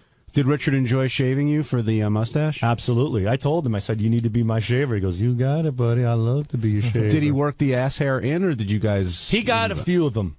Definitely got a few of them. And that was pretty good. I loved when he went for the ass hair. Do you feel gay at all? Like, I mean, you did very homosexual type stuff. I mean, you put your penis in a guy's face. You had the guy shaving your balls. No, Did not you at feel all. proud of yourself? Absolutely. Do you? Yeah. You're the one running this cockamamie organization. organization. I think it's great. I'm proud of you. We've been down this road so many times, Yeah. Doug. Clearly, Sal and Richard believe what they're doing is for the humor and funny, but not sexual in any kind of way. Of course. Ask any gay person if they got an erection from me doing it. It might be gay. All I heard was laughter. So it could be. If people want to perceive it as gay, sure. I'm not gay. I'm not going home today looking to suck a penis. I don't get. It's not like I'm going to go to some gay porn. So when you're painting Bobo's nose with your penis, there's not any sense of arousal just because you're touching somebody else with it, and probably just the opposite. Just the opposite. Here I am putting my penis on a man's nose. There's no way I'm going to get erect. If anything, it's kind of shriveling up a little bit. That's why I give it a good stretch on the pouch.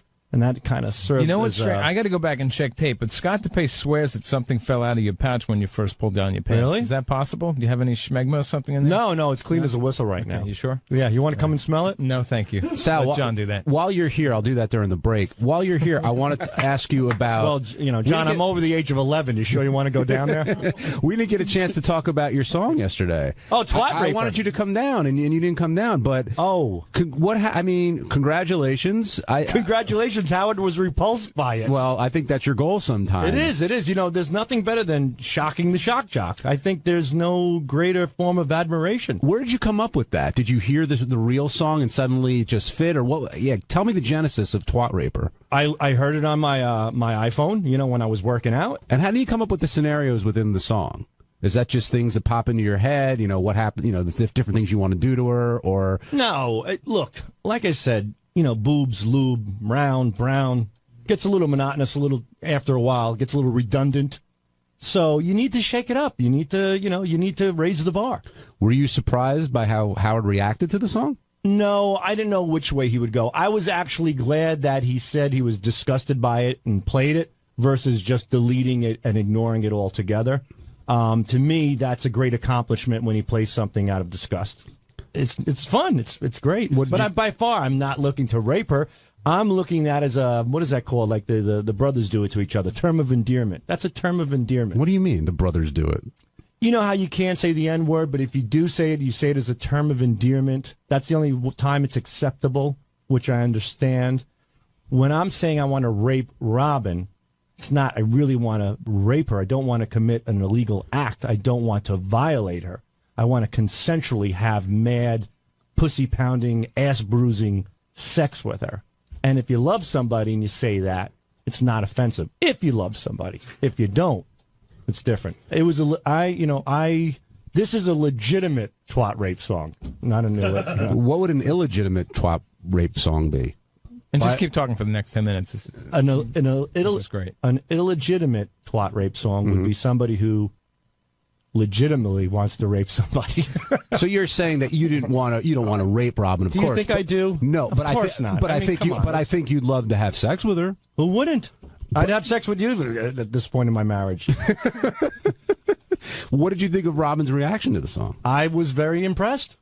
I was hoping that she would be, slightly taken off, and she was, but I liked it. It made me laugh my ass off. I just thought it was at the end. It was funny, when you in a typical average job, you don't take out your penis and make a clown nose on somebody, but it's funny. Mm-hmm. It works perfect in this environment. Would you play it for your wife?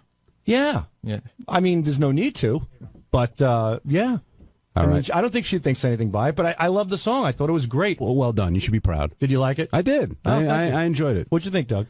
I actually missed it. Any song you do makes me laugh. You know thanks. that. I have to do a John Hines song then. You have to do one of those. Teddy, let's take a break. Kid Raper! Come back. Kid Raper! We'll talk more about He's Bobo's gonna throw you in his trunk! treasure trade. We'll move off of Twat Raper and back to the treasure trade. And Gary, I was saying before you came in that there were a lot of different games really going on during the segment. Yes, and I was very, very nervous about this morning because this is one of those bits that, to take a phrase from Tim, had a lot of moving parts. And there were a lot of areas where it could have gone a lot of different ways. This also was the morning that Howard was coming off of America's Got Talent and had to work again. So I had a meeting yesterday with myself, Will, Doug, Richie Wilson. We all sat down and we went over everything a lot. And we tried to make it as easy as possible. I mean, Will did the bulk of the work, but, I was so afraid. I was just praying for it to be 8 o'clock because I wanted this to be done and just go correctly. Did you think Bobo would give up that Leroy Neiman poster for anything? Yeah, he was very attached to that. And the OJ mask he passed on, basically, right? But he wanted your beekeeper mask. He did. Lost his eyebrows for that, right? I was surprised that he passed. I know it's weird, but I was surprised that he passed on the tombstone because it's so one of a kind and it's so well known from the show. And off the record, we really wanted him to take it because we just wanted out of here. It was almost like garbage. We're like, please win it so we can get rid of it. Did you know, why? Did you hear why he said he did? Yeah, he said he thought it was. It freaked him he out, thought it was too. freaky. But he's like a tribble attached to Howard. He feels what Howard feels. But not only, I don't think it only freaked. It just didn't just freak him out as a death kind of thing, but like the thought of Howard dying is so upsetting to him. No, I get it, but Howard, if it freaks Howard out, it freaks Bobo out. To me, the highlight of the whole bit, and I thought the bit was very strong, was when the guy called in at the end and criticized Bobo, as a fan, and Bobo immediately, commanded respect as he's got Sal's, paint from Sal's penis on his face. Did you notice that he said, "What are you? Go back to your 9-to-5 job." What the fuck does that mean? But he knew as opposed to his 12 to 8 job. What is that? We were like, what does that mean? Like, decipher that. Well, I think it means that I think that Bobo thinks that he's special as a super fan of the show. But his job is as regular as it gets. He's got like a 9-to-5 top job. There's nothing wrong with having a 9-to-5 but job. maybe he meant because then he's successful. Isn't he sort of retired because he made a lot of money? He's semi-retired. Yeah, he retired from the post office, and he does. He's a postal worker. He was, yeah. Oh my God, that explains everything. I thought he gave defensive He went driving. postal many years ago. No, wait, I thought he was a defensive driving That's what he does instructor. now. I understand why he's semi-retired because he probably worked for the post office for 30 years. Right. He's probably on full pension, and so he can do a job where he doesn't have to work full time because the pension and the little part-time work makes it work. Now, do you get sentimental about any of the stuff that he took? I know he got some carts, the tickle chair. I got to tell you, the carts, they've been in my office for a while. I took them when we left K-Rock, and so I have 4 carts in my office. A Song of DeBella, Baldy Baldy, John with Ringo Starr, the Tarantella music, and a cart of when Jackson played football, and the announcer announced it, Howard played it on the air. And I think I just grabbed those randomly on the last day, but I remember thinking, all right, John with Ringo, that's a big deal. That's iconic. Oh, and I have China singing her song. Oh. And so I had to give a couple up yesterday, and I was almost hoping he wouldn't take them because they actually mean something to me, although they're fucking useless. And the tickle chair, I mean, that I was sad to see that go. Well, again, we look at that as It is sort of one of a kind, but it really is just like a Adirondack wood chair, and then you just could get straps. That was we had a discussion because at one point we were thinking about putting the Robo Spanker up or the Wheel of Sex, right? And those are much more difficult to replace. So the tickle chair is easy to replace, but it is the one chair that all that stuff happened in, so that work has it well. a lot of history. I mean, you go back, that probably has been featured on 50, 60 Who was the chick? Who was the chick that I kept pouring water on? Was that Nikki's? Oh no. Nikki Ziering, I think it was. She kept saying she wanted to drink water. I kept pouring it on her like a wet T-shirt. There was a waitress who worked at the Penthouse Club that was the hottest one ever that you poured a ton of water on. And, God, to this day, the hottest chick ever in the history of the show. I mean, I would take the wooden planks that her vagina rested on. And twat rate them. Yeah, I really would. I really would violate those things. She was legitimately. So hot. Yeah. Stephen Philly, you're on the wrap-up show. Hey, John, Gary, what's happening? I just want to. Do you think Bobo's stuff's going to be worth a lot? All his memorabilia put together is going to be worth a lot of money one day when Howard retires? I think I can answer this. You know, the charity that I work for, we're always talking about ways to raise money, right? So one of the guys that works there, he said, you know, go into your attic. Like a lot of us worked in the record business. We have like old records or whatever. So I went into my closet. I have like the shirt from Howard's 40th birthday. I've got a jacket from Private Parts, a bunch of stuff. And I was going to put it up for auction for the charity.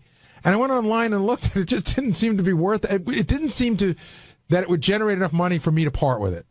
Yeah, that's interesting. I would think some of the stuff, depending on how unique it is, I guess, and like I'm thinking the tickle chair. I know you said it's an Adirondack chair, but based on the history and fans of the show, I guess if they bid against each other, maybe then I also think that Howard has to sort of legitimize it. Yeah, Howard sign it. And not only sign it, but Howard. If Howard says, today? What happened today gives the items huge legitimacy. Right, that's right. But I wonder, like, are you saying if in 25 years, will Bobo be able to say, I've got the tickle chair from the Howard Stern show, somebody's going to go, oh my God, that's worth a lot of money, or somebody's going to go, fucking, I don't care. Probably both. I think it's worth nothing because I think it's splintered on the LAE right now. But it's still I the think chair. that's coming out of the car. Listen, it's like no doubt. it's like getting a piece of wood from Yankee Stadium. At the end of the day, it's a piece of wood. I think he'll end up, and you'll have to check in 20 years. I think it'll be like $1 million collection or more. I disagree. Well, I asked him that when I did the Bobo Shrine tour. Yeah, what does he think it's worth? I said, "What is this worth?" He goes, "Well, it's it's priceless to me." I said, "Well, put a price on it." He goes, "Oh, it's got to be in the millions." But like any piece of memorabilia, any autograph, any other stuff, it's worth as much as somebody's willing to pay for it. I mean, I guess an insurer would know, like, have some idea of. Yeah, I don't think Bobo's collection is worth. It may not be worth $25,000. What about definitely less than that? I mean, it's pretty much newspaper clippings and magazines and books. Well, he's got some autograph stuff that is unique. I mean, there's lots of photos; those are worth shit. It's the stuff that's signed, the books, the stuff we gave him today has some value. And, I laughed really hard. I was watching the piece that you guys put together that's going to run on TV, and he was even impressed that he's got a copy of a book that my mother signed, which made me laugh my ass off. That's his number 2 most valuable thing. Sal, what do you think of Bobo's passion? Because you're a passionate fan of the show, and of course you're part of the show now, but do you understand where he's coming from, why this stuff means so much to him, what he'd be willing to do to get some stuff from the show?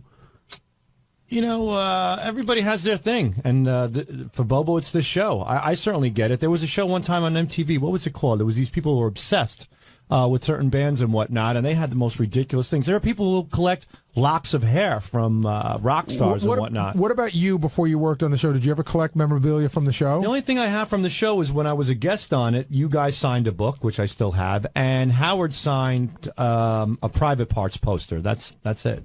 But you were never big into you're not one of those guys like, God, I'd really love to have the seat cushion. No, I'm not a collector type of guy. I just don't collect stuff. It's not me. But I get it. I mean, Bobo's obsessed with the show. It's an obsession, and you know what? If it makes him happy, so be it. The guy's been listening for so long. He is a super fan. He got something good out of it. Like my cock hair on his face.